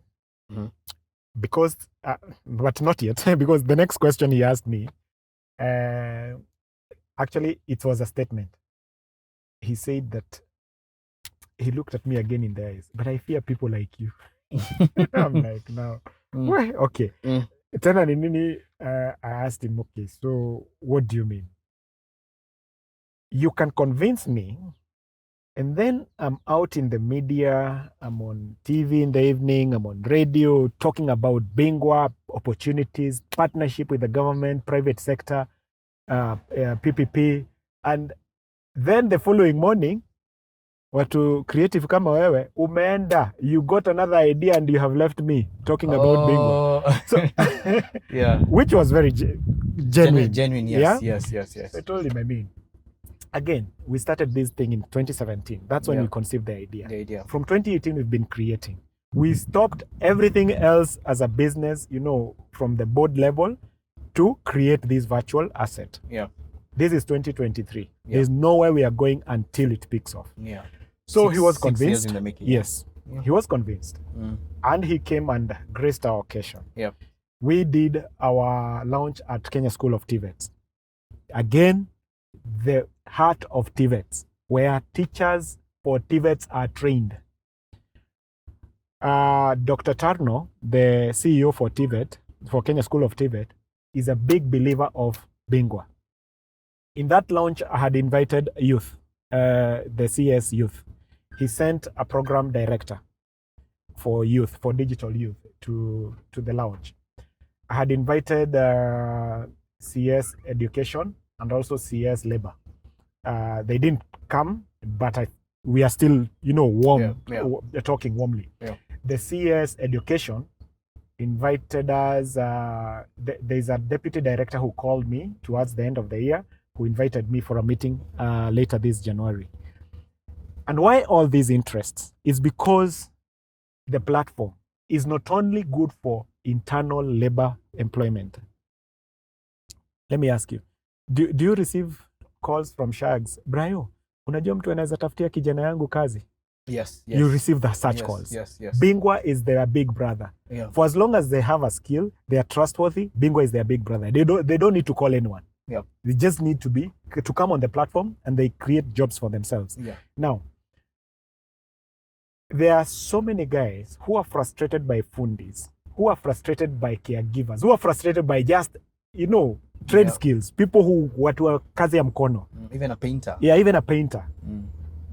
And this is a place for them to end their frustration, because there is a protection on both ends, as I had mentioned to you. Yeah. Now, besides that, identifying that 100,000 from 300 from every county, the current government has a bad name, out already, that it's a government of two tribes. Yeah. If there is support from the government, such that we get a quota from every county, 100 from every county, from Mashinani, who are onboarded, 300 who are onboarded on the platform, from the 300 constituencies, that's 100,000. And the platform has the capacity to do that. Now, that's for first of all, they're already on the platform. Yeah. Let's now take it global. In July last year, I was in Utah, Salt Lake City. I visited the Department of Labor Workforce, and I went to see the director of in charge No, it was a program manager. In our conversation, she mentioned that out of every 100 openings in Utah, in Salt Lake City, they can only fill 60, meaning there is a 40% labor deficit. So I was curious to know who are these others? She told me it's hospitality. 20% of the 40% labor deficit is hospitality. Who are these in hospitality? Is chefs, cleaners, waiters, those positions. Yeah. Now, do we have excess production here? Yes, we do. Yeah. Where are they? Assume they're on Bingwa Platform. And with the agents, which are in Utah, Salt Lake City, want 100 cleaners, 300 chefs, 200 waiters, where will they get them from? They are already onboarded on the platform. Having a tripartite partnership between Bingwa, government, and the agents, we train them on culture integration because they are going to US. What kind of a culture is there in Salt Lake City, Utah? Mostly, maybe 50% are Mormons. How do you relate with Mormons? We train them based on going to settle there and knowing this is how you relate with Mormons, this is how you work with Mormons, this is the relationship that you need to, and these are the skills that you need to build as a Kenyan going to Salt Lake City. Yeah. So we target and send them there. Over and above that, we open for them bank accounts. In these bank accounts, we retain 50% of their pay, which they are going to receive. It is still their money, but it is retained. Why? Because after 3 years contract is over, they'll come back home. You have money to start your life in case. Okay? So what does these 50% force you to think? Be together with your other Kenyans. Kenyans hate each other abroad. Yeah. So you're improving by they have to think, can we live together so that we can reduce cost? Yeah. Can we work together so that, can we invest together so that we can, you get? Yeah. What happens to this money which is fixed in their accounts back in Kenya? It is in dollars. Yeah. It is stabilizing the foreign exchange. Yep. Now, just imagine the kind of benefits that is coming from just one partnership. Yeah. So, and these are the dreams of Bingwa, and these are the dreams of Bingwa with Kenya before we go regional, before we start going to Uganda, before we go to Rwanda, where we have registered, before we think of going elsewhere in Africa. Yes. So, Brian. Honestly, I am already sold by the idea and the kind of man that I know you are. I know that you're taking this very seriously, and you're going to make it work. And I'm here if you need anything. Any support system, I'm here. So let's now move from that, talk about our hike. See, park and we just hike a bit. Yeah. First of all, do you mind saying how old are you? I'm 53. 53. Yeah, 54 March this year. 54 March. Yeah. Because hiking is known to be middle age, maybe younger, active, people my age, active people, that want to show that they can summit. Yeah. But you still do it up to now. Yeah. And you told me the first time you climbed Mount Kenya, you did not make it to the top. Yeah. But you still continue doing it. But you did your first time. I did. Congratulations. With your help. And I remember I had an injury. Yeah. But anyway, so why do you why are you still hiking at 54? Why? I think why it's at different ages, because at 16 when I started in Form 1, it was just because I'm in a group of other young guys. You even don't know you're hiking. You see, when you are born and started walking, you didn't know that you're hiking. Even walking from bedroom to bathroom is hiking. Or crawling, I mean, whatever it is. Yeah. So I think I've had different objectives at different stages in life. And so for me, Form 1, when I was 16, that is 1986, it was just for getting that medal, President Award scheme. The way you go into a school and you hear all these activities, wildlife, swimming, school band, music, drama. For me, I think what appealed for me was President Award Scheme, which had hiking in it. And then there were other activities. I was in the school firefighting and boat rescuing team. Kidogo, you see this group? Yes. These are males that have been kicked out of that. By these females. You see these few males have all these women. Yes. So this is their family. Yes. So and they're still coming to. Yeah, they're still coming this side. So these younger males will have to fight these males. Yeah, in future to get control of all the females. No, all these females. Yeah. Yeah. So it's and it makes sense because for you to survive, you have to be the best in running, and so the females obviously they want to survive from lions, so they want to have offsprings with the best of the best, because they will only mate with the best of the best, the ones who've won the fights, or the ones who are strong enough to. So, and the difference is the males have the horns, the females don't. Yeah. So that's the family of impalas. Yeah, even beauty. Yeah, the females are beautiful. Yeah. So yeah, that's how they are. Yeah. Now you see the baby, like a teenager. No, you never see ostrich teenagers. Yeah, I can see the baby there. These two. These are baby males. Yeah. So now at 54. I can't really recall when I resumed hiking. I was in my 40s. But at breweries, I gained a lot of weight. At one point, I was 95.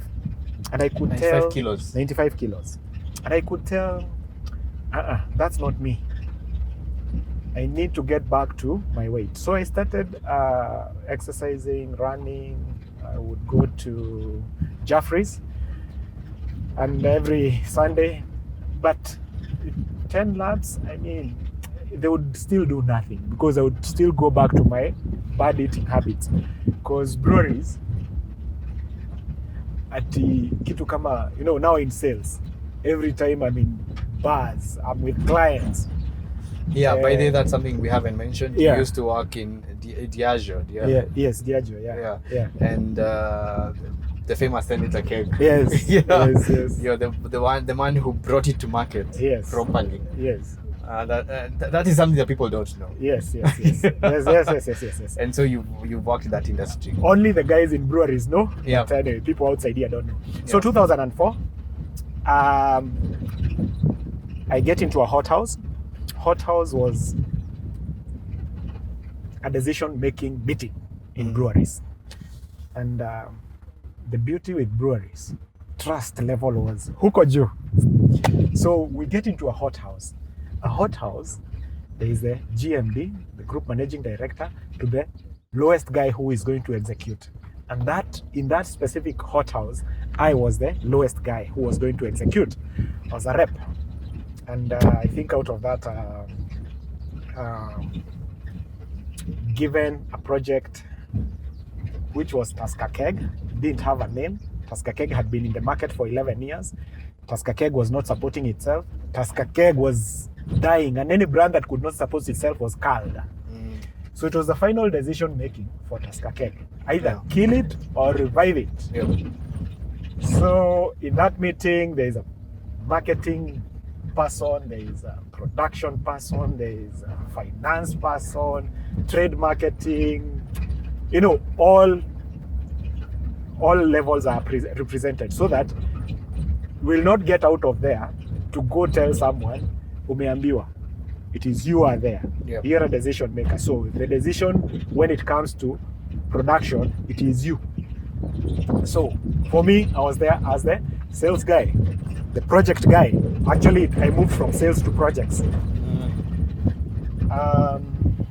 And so I was given the brand. Go kill it or revive it. Tusker Keg used to be in high end of the market. That is Jockey's Club, Village Market, Norfolk, name it. Those high end places. Carnival. So it was, what do we do with the brand? So I picked the brand and took it completely opposite. I got 10 bars which were either selling busa, traditional liquor, or kumikumis. Yeah. So placed Keg in these 10 bars. Keg then was in 15-liter barrel, a slender, tall barrel, and then it was dispensed using both CO2. No, it came in 2 barrels, one with beer, one with CO2. Yeah. So the CO2 would dispense the beer from the keg. Hence, the shelf life was longer. Okay, it could stay up to 2 weeks. Yep. So converted that into bulk packed into a 50 keg liter, changed the price in different bars. So I would sell a mug of 500 ml in Kawangware for 30 bob, and the same mug in Kibera for 40 bob, and the same mug for 500 in Huruma for maybe 20 bob, to see the price changes, the price setting, so that I could also study the consumer. But I was so shocked at one time when a guy in Huruma asked me, kwa nini unatuuzia hapa 30 na huko Kawangware tunauzua 25? So I asked the guy, how did you know? So I was shocked because I couldn't think that guys from this side would know what is happening on the other side. Yeah. So the guy told me, we had a heart to heart, that every day busa quality changes, so they call each other huko iko aje, and you'll find, because busa is a social drink, Yeah. atatoka Kawangware aende Huruma wakakunywa ya huko juu, leo ndio mzuri huko. Kesho yake. So that's how he had known that. That's how he knew. Yeah. So anyway, long and short of it, from 10 bars in 6 months, I had 415 bars in 1 year, 1350 bars in 2 years, 3,000 bars, and the brand just exponentially grew. Kicked off, yeah, and became and changed from CO2 to oxygen. So would have a pump that you pump in oxygen, but now that meant, because you're oxidizing beer, it will take shorter shelf life, 2 days, 3 days, and it becomes flat. So you had to dispense it quickly, and it is finished, and you've sold off and move on to the next barrel. So the success story of Keg. So the idea of Keg was to also replace the traditional illegal. So give people an option of a cheaper beer. Yes. But it is good quality. Enough. Yeah. It's quality, and you'll wake up tomorrow and go to work. Remember the kumikumis? Yeah. Guys would drink and wanalala kwa mtaro.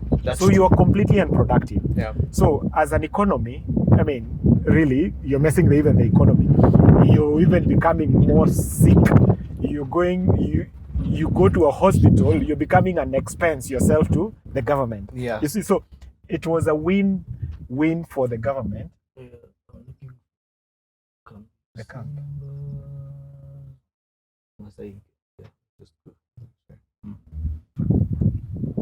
Yeah.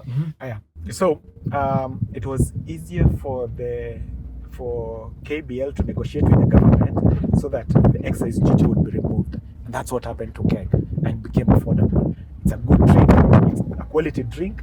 You drink, and tomorrow you're working, and you come and enjoy your drink again, as opposed to the kumikumis. So, and I think because of that, I think that 2004, it was Kibaki. Yeah. It was Kibaki era. I think, and Kibaki was also very responsive to good ideas that would grow the economy. Yeah. So, and the brand grew. It became brand number 1 by volume. Yeah. It exceeded Tusker, but because it's not a value for money, it's a VFM. It's not a premium brand. Yeah. I mean, you'd never hear it above the line. Iko tu uko chini kwa magazeti, kwa radio, lakini sio. So yeah. I think up to the date, I don't have the statistics. It's still I'm sure a big contributor yeah. for EABL. Yeah. It created employment. I appointed 60 distributors. new distributors from the old conventional big distributors. These we call them route owners, who would have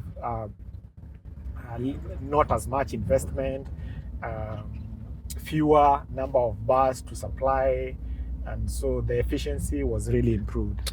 So yeah, and that was my success story in EABL. Why did you shift now from that to construction? Like why did you leave?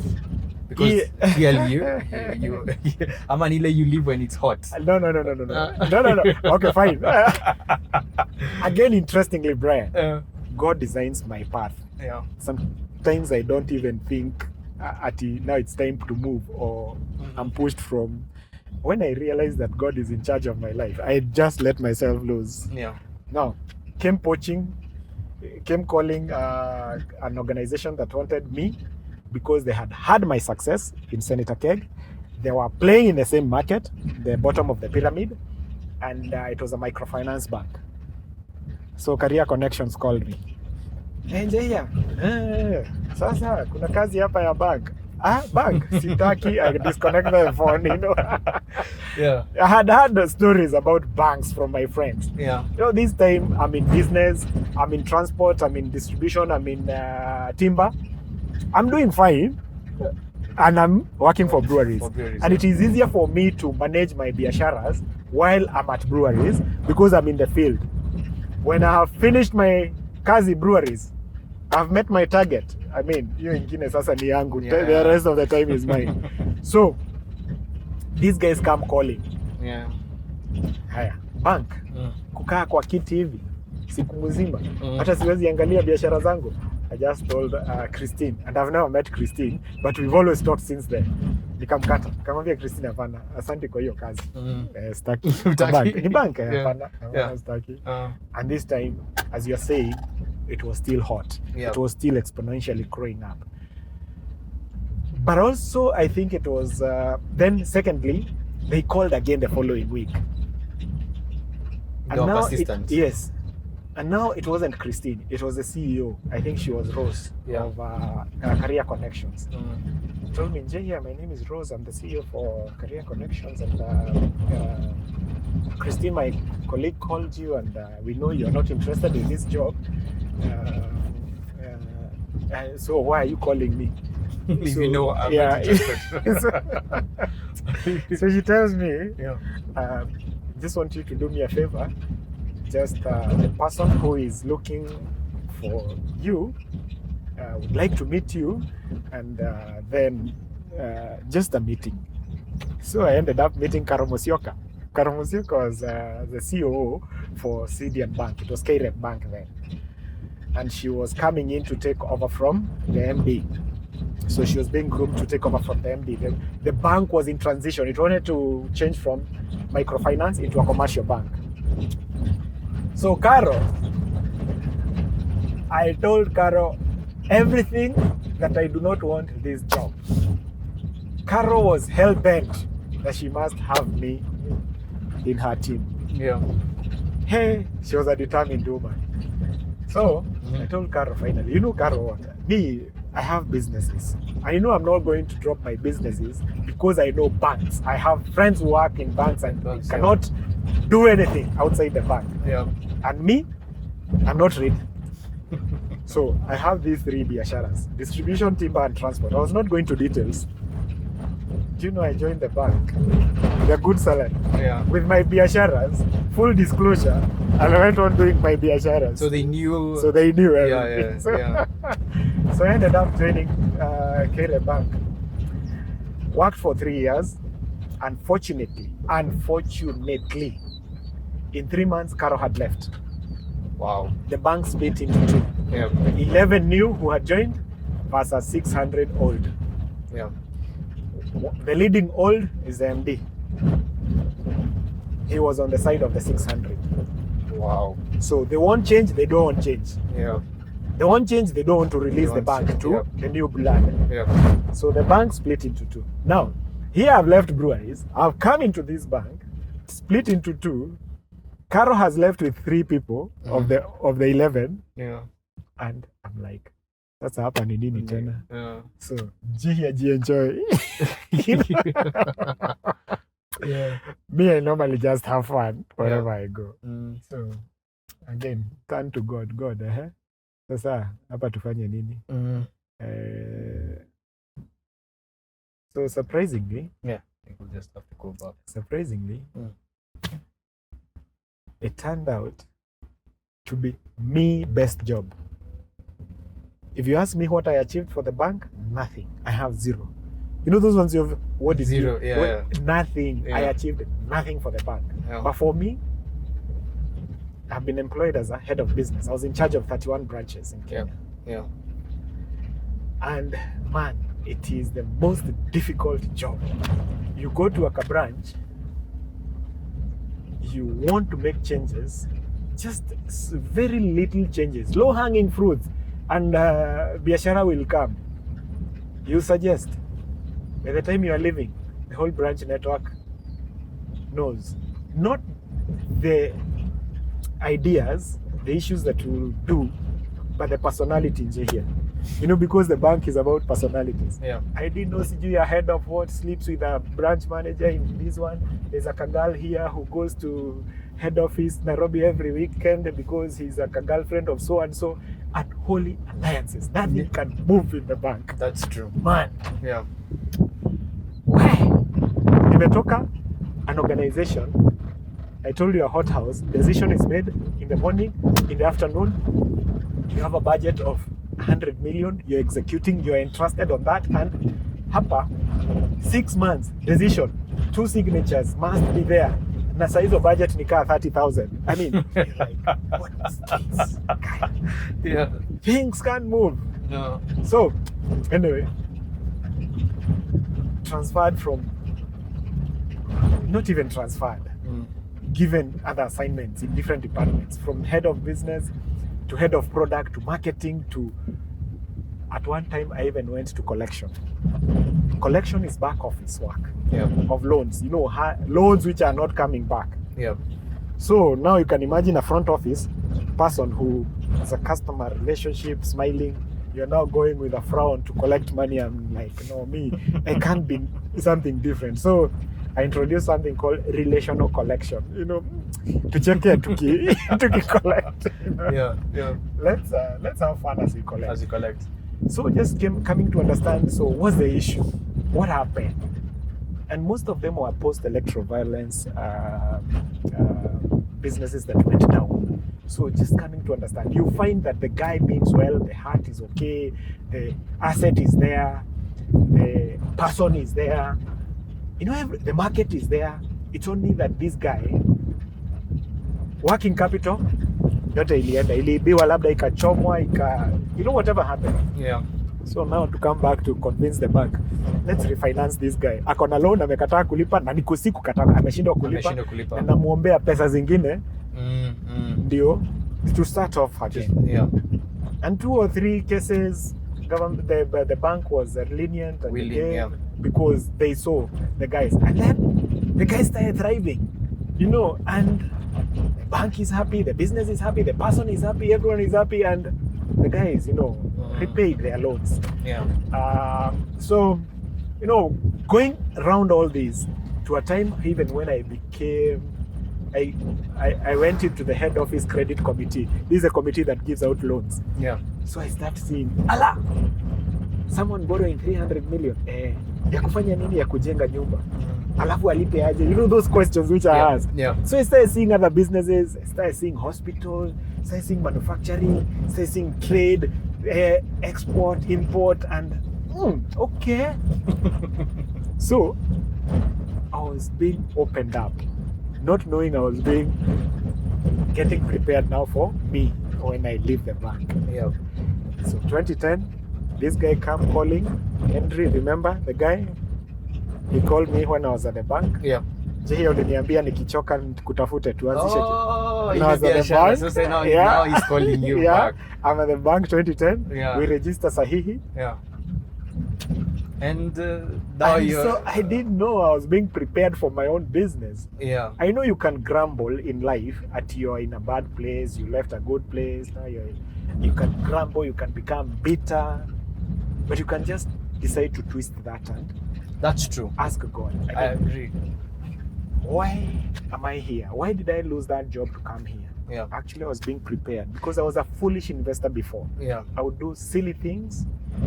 I would lose money. I would burn fingers. But I think the bank job, which was so hard for me, for the bank, but good for me, For you, yeah. to prepare me.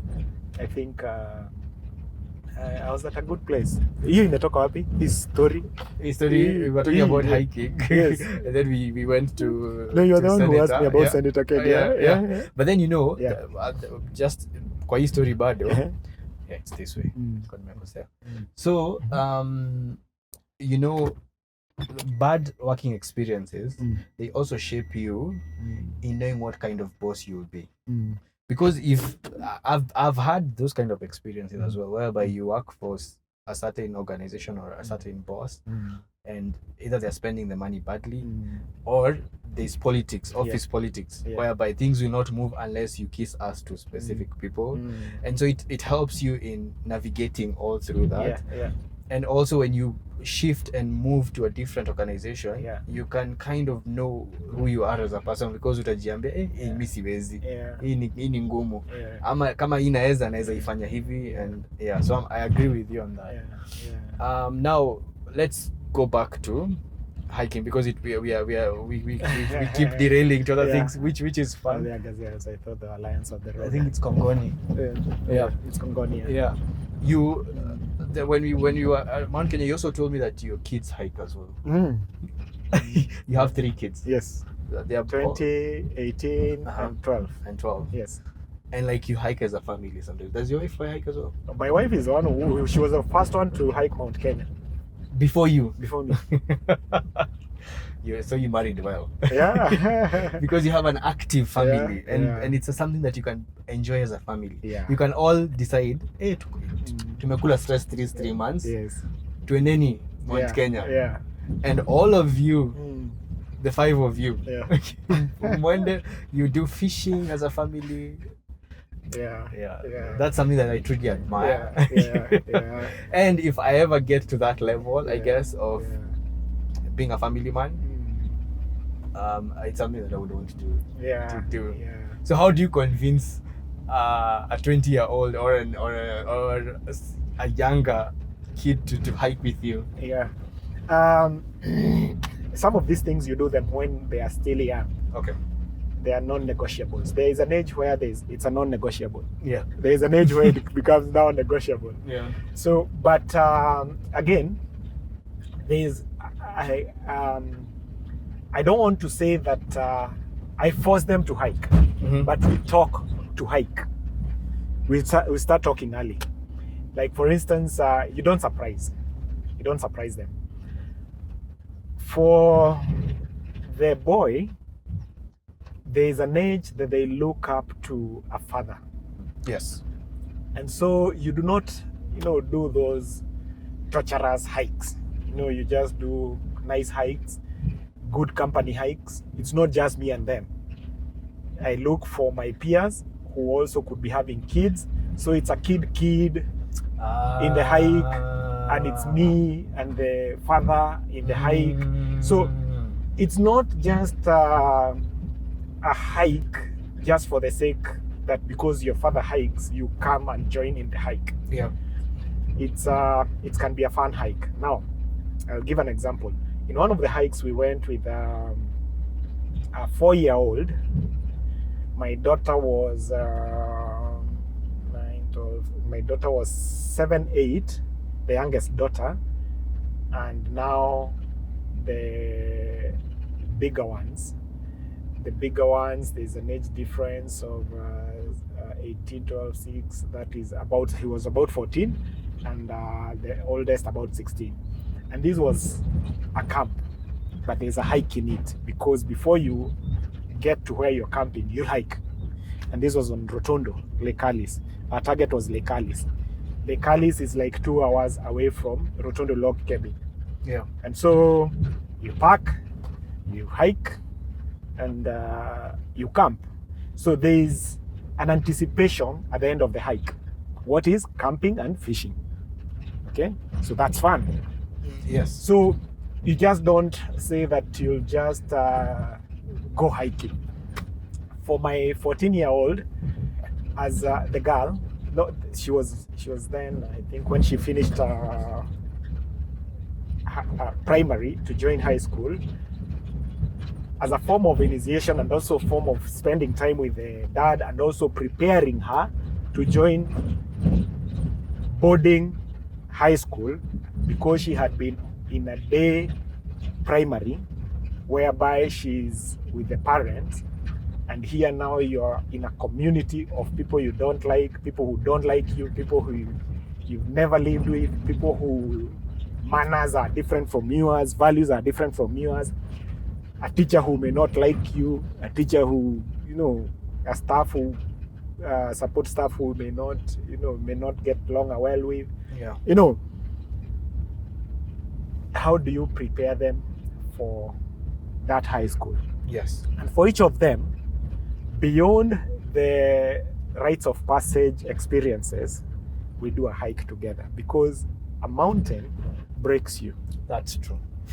And so For my daughter, the 20-year-old, when she was transitioning from primary to high school, we did Mt.Kenya. We did Chogoria route. Yeah, the one we did. The one we did. Yeah.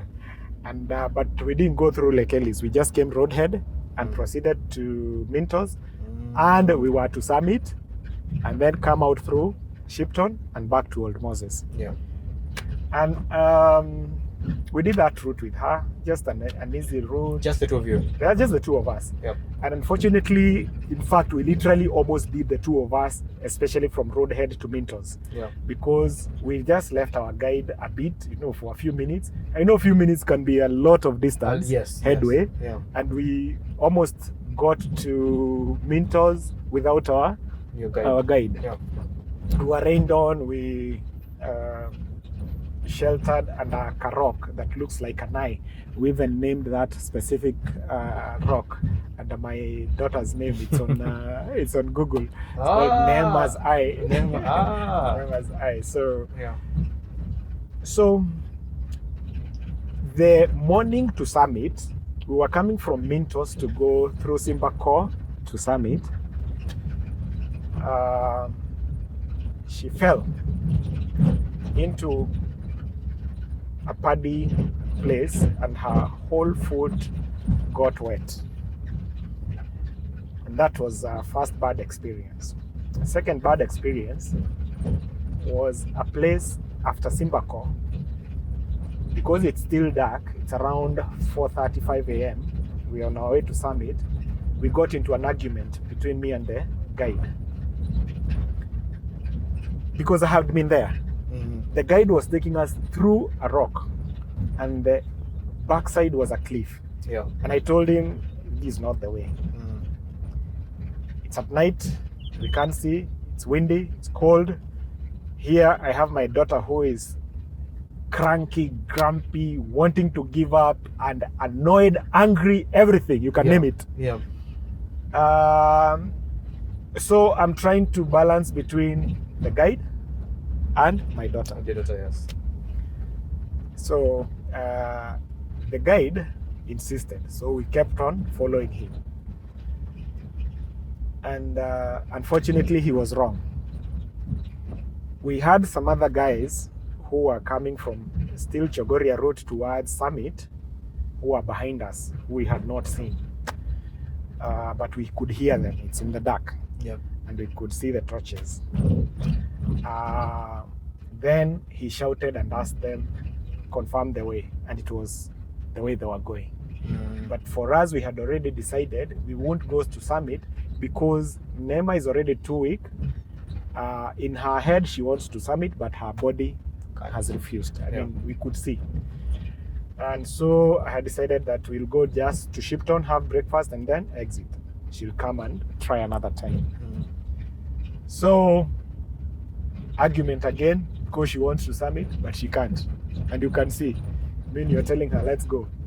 3 steps, and she wants to collapse. So, started going down. Yeah. And so, finally went for breakfast, walked back to Shipton, to Old Moses, another long stretch, and then exited. So she came back to full life at Cedars Mall in Nanyuki. And that's the time now for debrief. And the debrief is what went well, what could we have done better. Also looking at the three things: facts, lessons, and applications. And so, fact is, whatever happened, I fell into a ditch in the morning. I almost gave up. It's when now she is disclosing me her heart. Yeah. I wanted to refuse to walk to see what you will do, but I thought, Yeah. you know. And then we met a certain girl. I think she was Elizabeth, a lone hiker. Yeah. She almost froze to death. We gave her gloves. We gave her an umbrella. Oh wow. Yeah. So we will talk about that. So what are the lessons out of that? And the lessons are related to, you're going to high school. She was going to Alliance then. Yeah. So you're going to Alliance. You're going to meet all these kind of people. So she's just finished class 8. She had just finished class 8 then. Yeah. So then those was 13 years. Yeah, 13, 14. Yeah. Okay. So now she was going to, actually she was 14. Now she was going to Form 1 in Alliance. So what will you do when you find this boulder? You see, remember that Kirok? Yes. You find this Kirok, the rock can't move. The rock is the head teacher. The rock is your desk mate. The rock is the prefect in your class. You can't move them. What will you do?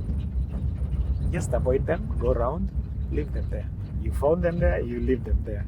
You went there for education, focus on your education. Yeah. You went, now those lessons start coming out. They start becoming, alive from the mountain. Yeah. Okay. You'll get disappointed and you'll get into a hole. You can't remove your shoe because you'll freeze. Your foot will freeze. You're already at 0. Yes. So you'll keep walking with a wet foot. Sure. Yeah. What scenario is that you can bring out in life in high school? So we connect. We look for a lesson. We look for an application. So that in every of their stages, big stage in life, we do a hike. Yeah. And we do a debrief, and that debrief brings out the life lessons. So with my son, for him, he's an easy guy. For my last born daughter, when she turned 10, we did a hike from Old Moses.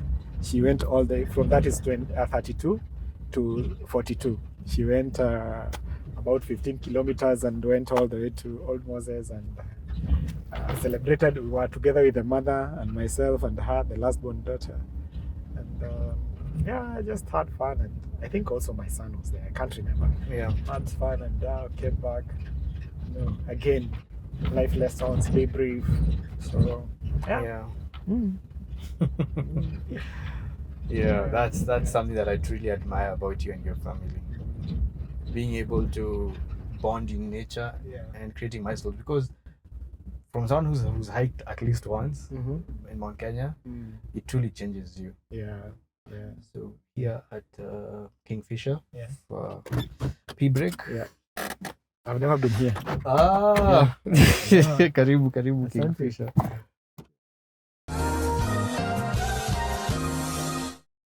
If you can estimate, how many times have you hiked Mount Kenya? Hey. How many lakes have you seen? I've seen 13. 13 lakes. Nice. I've hiked maybe I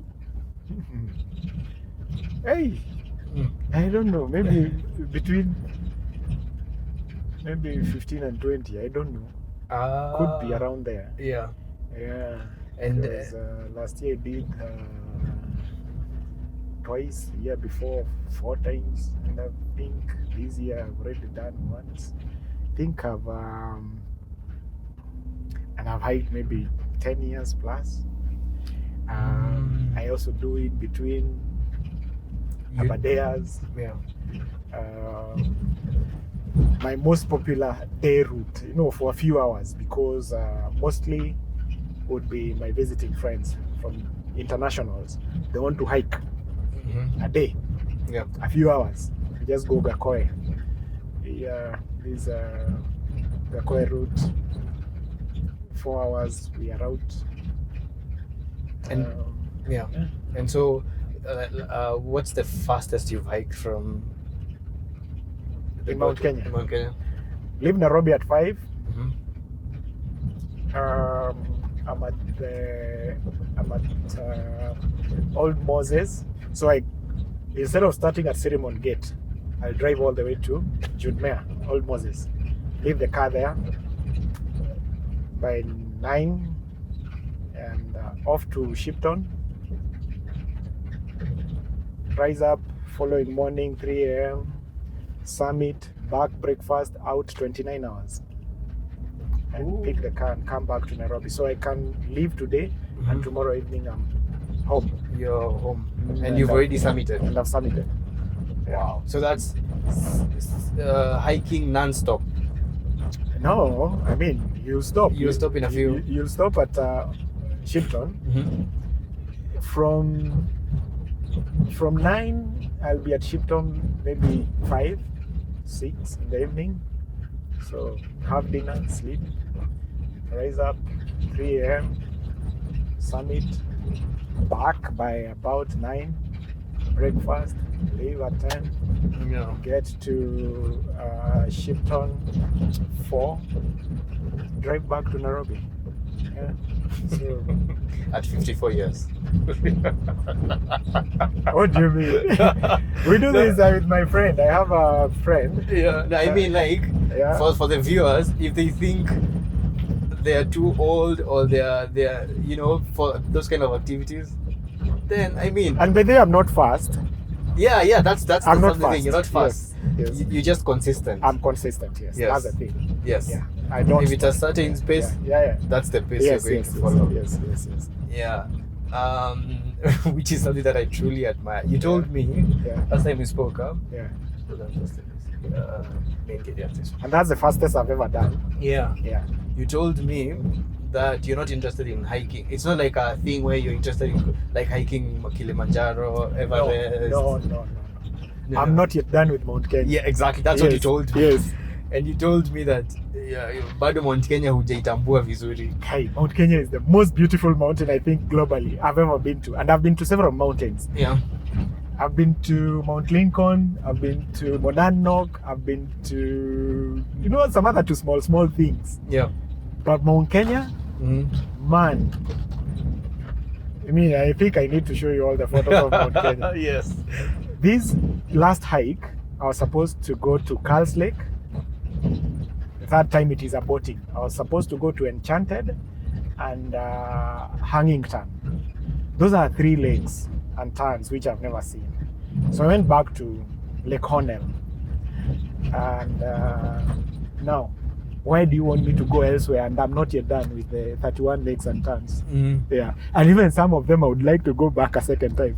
Yeah. It's just because some of the times, and especially behind Batian and Lenana and Nelion. Yeah. Batian and Nelion from Shipton. There is a pit score. Then you go down, see. I think there is 2 turns. One called Oblong, and another one the Nyuki turn. One feed to another. Man, beautiful.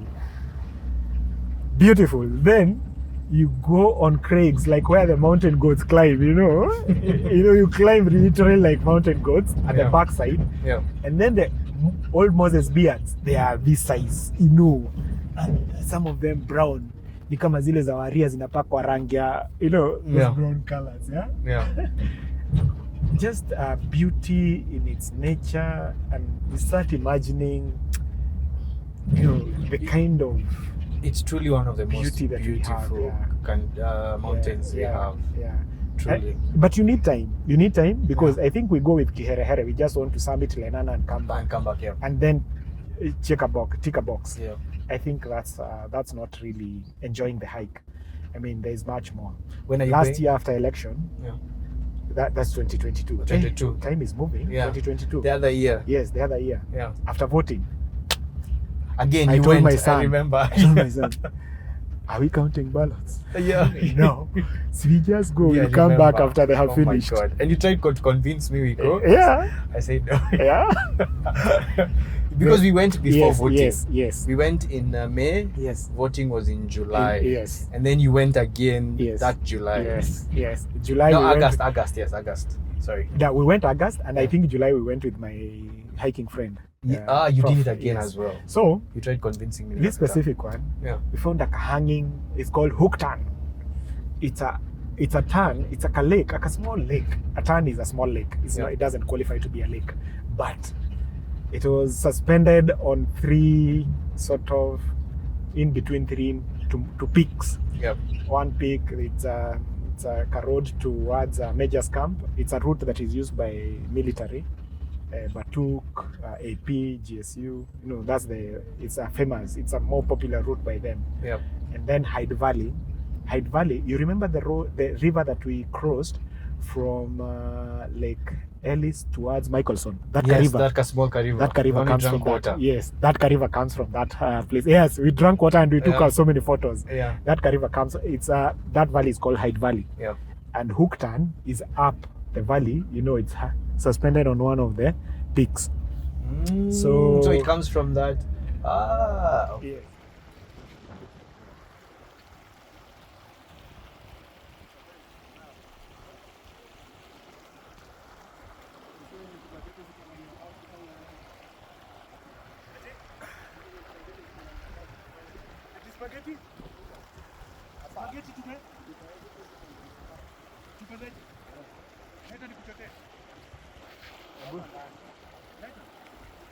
Nataka kukanyaga hapo.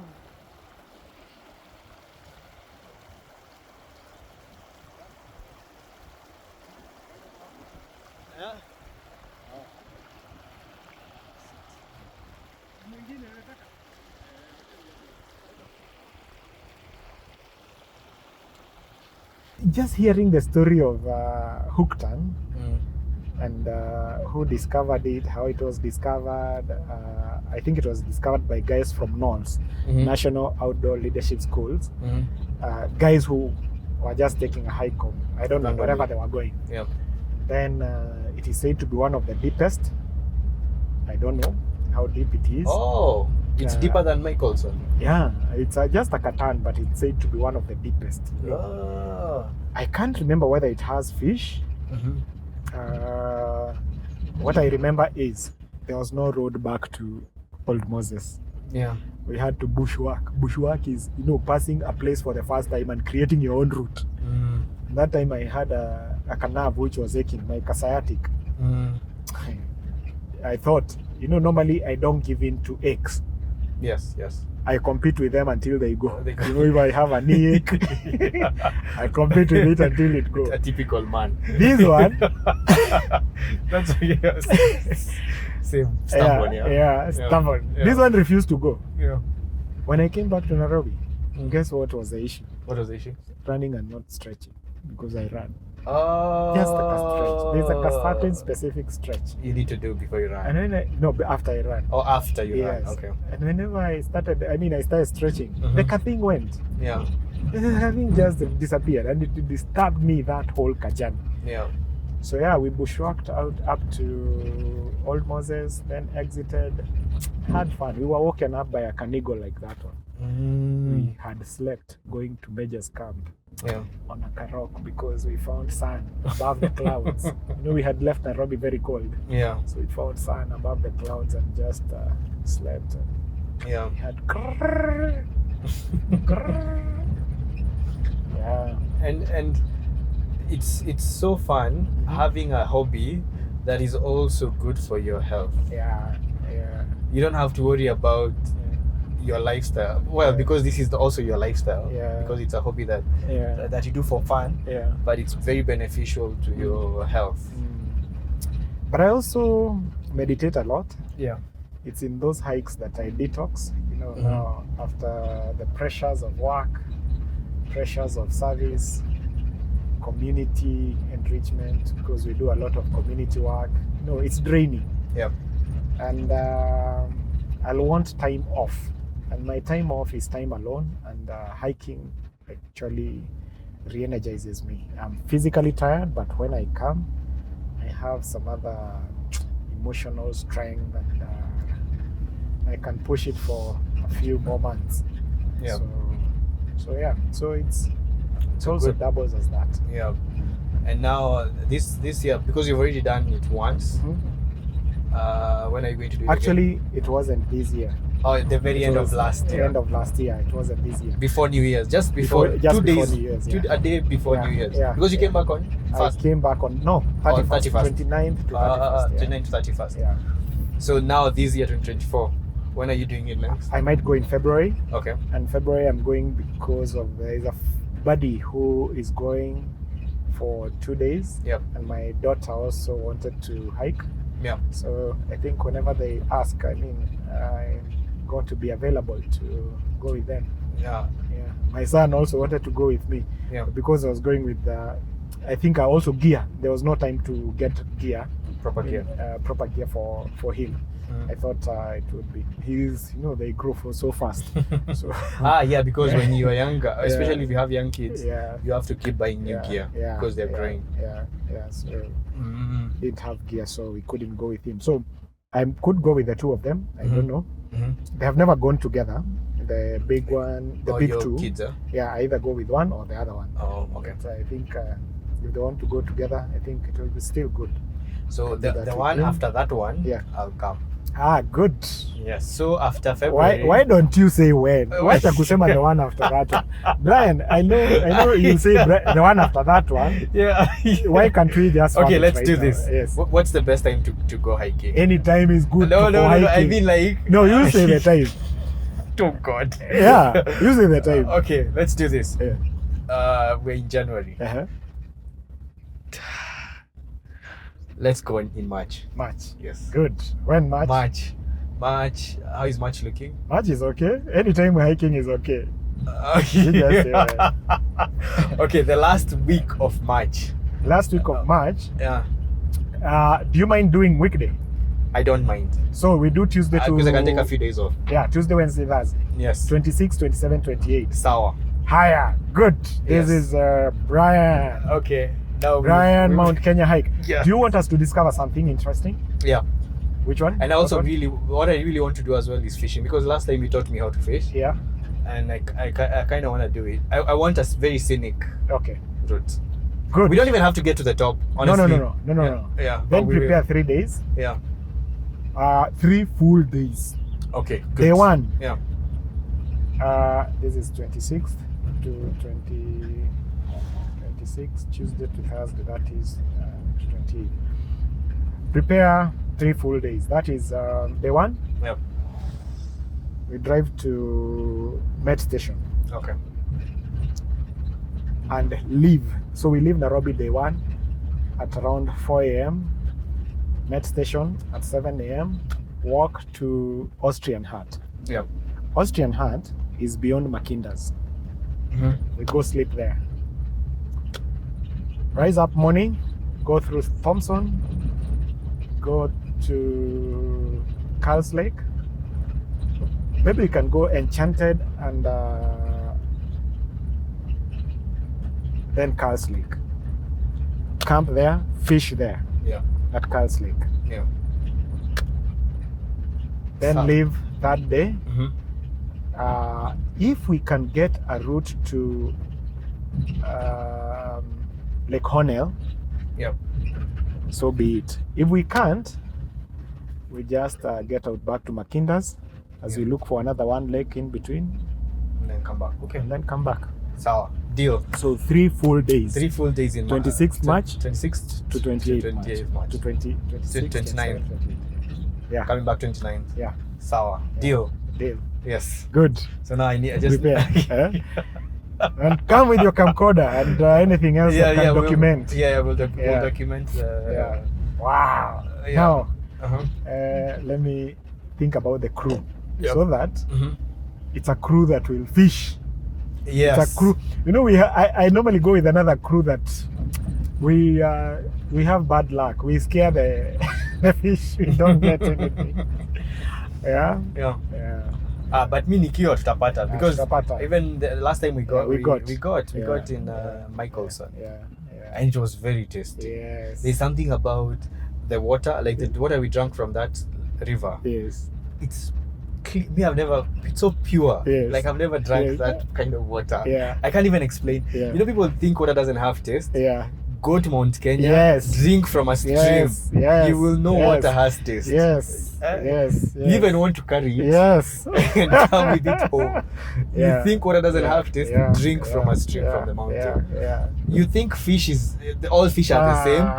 Eat Yes. from a fish Yes. from those A lakes. trout from Mount Kenya. From Mount Kenya. Yes. You'll realize you haven't Yeah. eaten Yeah. fish in your Yeah. life. Yeah, which is very interesting. Yeah. Yeah. I read that you're in the American Sailing Association. Yes. What is that and how? Explain. Why is Njihia Njoroge from Nairobi here? A sailor. A sailor. Yeah. Wow. Okay. In fact, I'm going for sailing. Yeah. And What? I was reading it. I wasn't Uh-huh. comprehending. What? who is this guy? Yeah. Uh, Why are you a sailor? Yesterday. It's something that I know for sure you would be, yeah. but also it's very surprising that you are. Jana, Mm. there's a guy I went to high school with. This guy called me last year sometimes and asked me, Jay, where do you get 26 hours in a day? So I was like, smiling. Which is a very good question. Yeah, what do you mean? Mm. The guy tells me that looking at the things that I do, he thinks I have so much time. Yeah.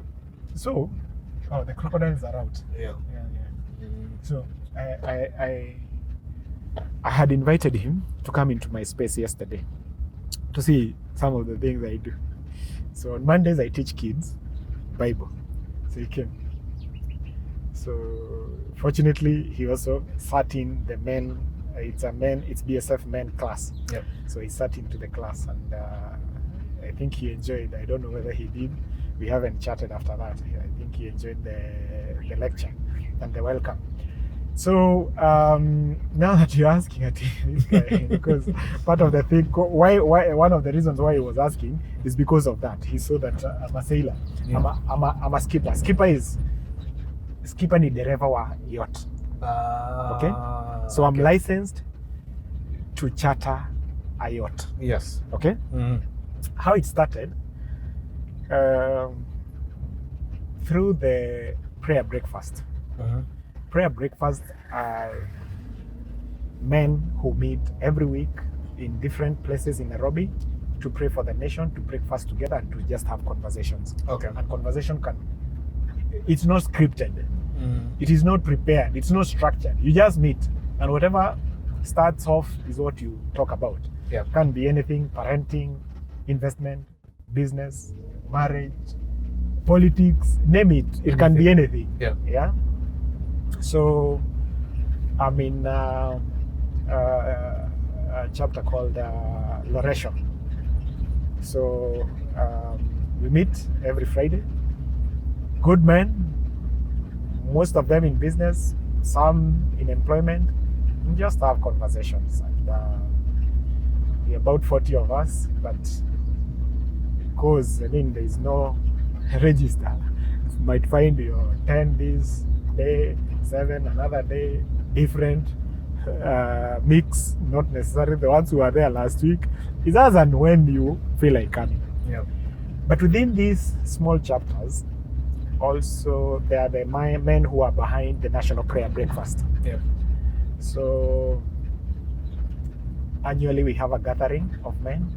We meet in Naivasha in September, and men are drawn from all over the world in other groups of prayer breakfast, because prayer breakfast is a huge it's big in different countries. It started 70 maybe 80 years ago in US. Yeah.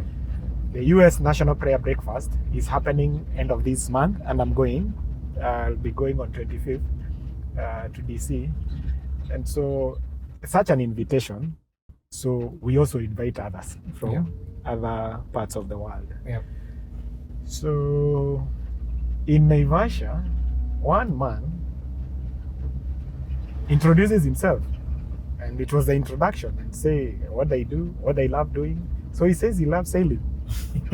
So Kenyan men are curious about sailing. Yeah, sailing, yeah. So I was like, okay, what is this sailing? yeah, tell us more about this. Yeah.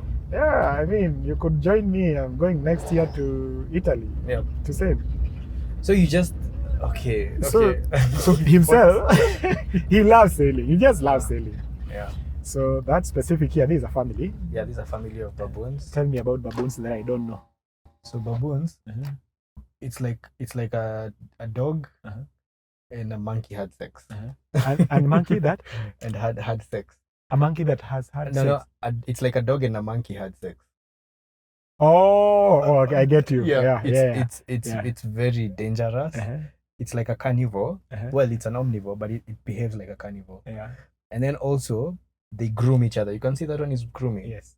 It's a sign of friendship. Yeah. It's a sign of just like other what do they call apes? Yeah. It's like, okay, we are friends, we can groom each other. It's a very non-sexual bonding thing. Yeah. But then also they are very communal. Wanashindanga pamoja wote. Everyone knows their role. So they are nice creatures. So sailing. Yes. When do you do it? Is it something that you do commonly? So now after Jim introduced us to sailing, I missed the first one and the second one. The first one was in Italy and the second one was in Croatia. Yep. So from the third one I started going. Yeah. That was in Greece. I sailed in Greece. I sailed in Spain.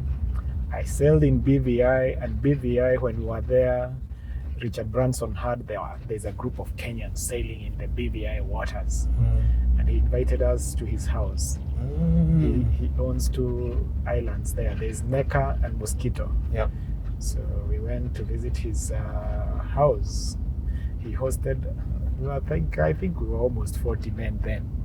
You can imagine 40 men. You're hosting 40 Kenyan men because we sail as men only. Yeah. Again, it's not just sailing. We also have good conversations. Yep.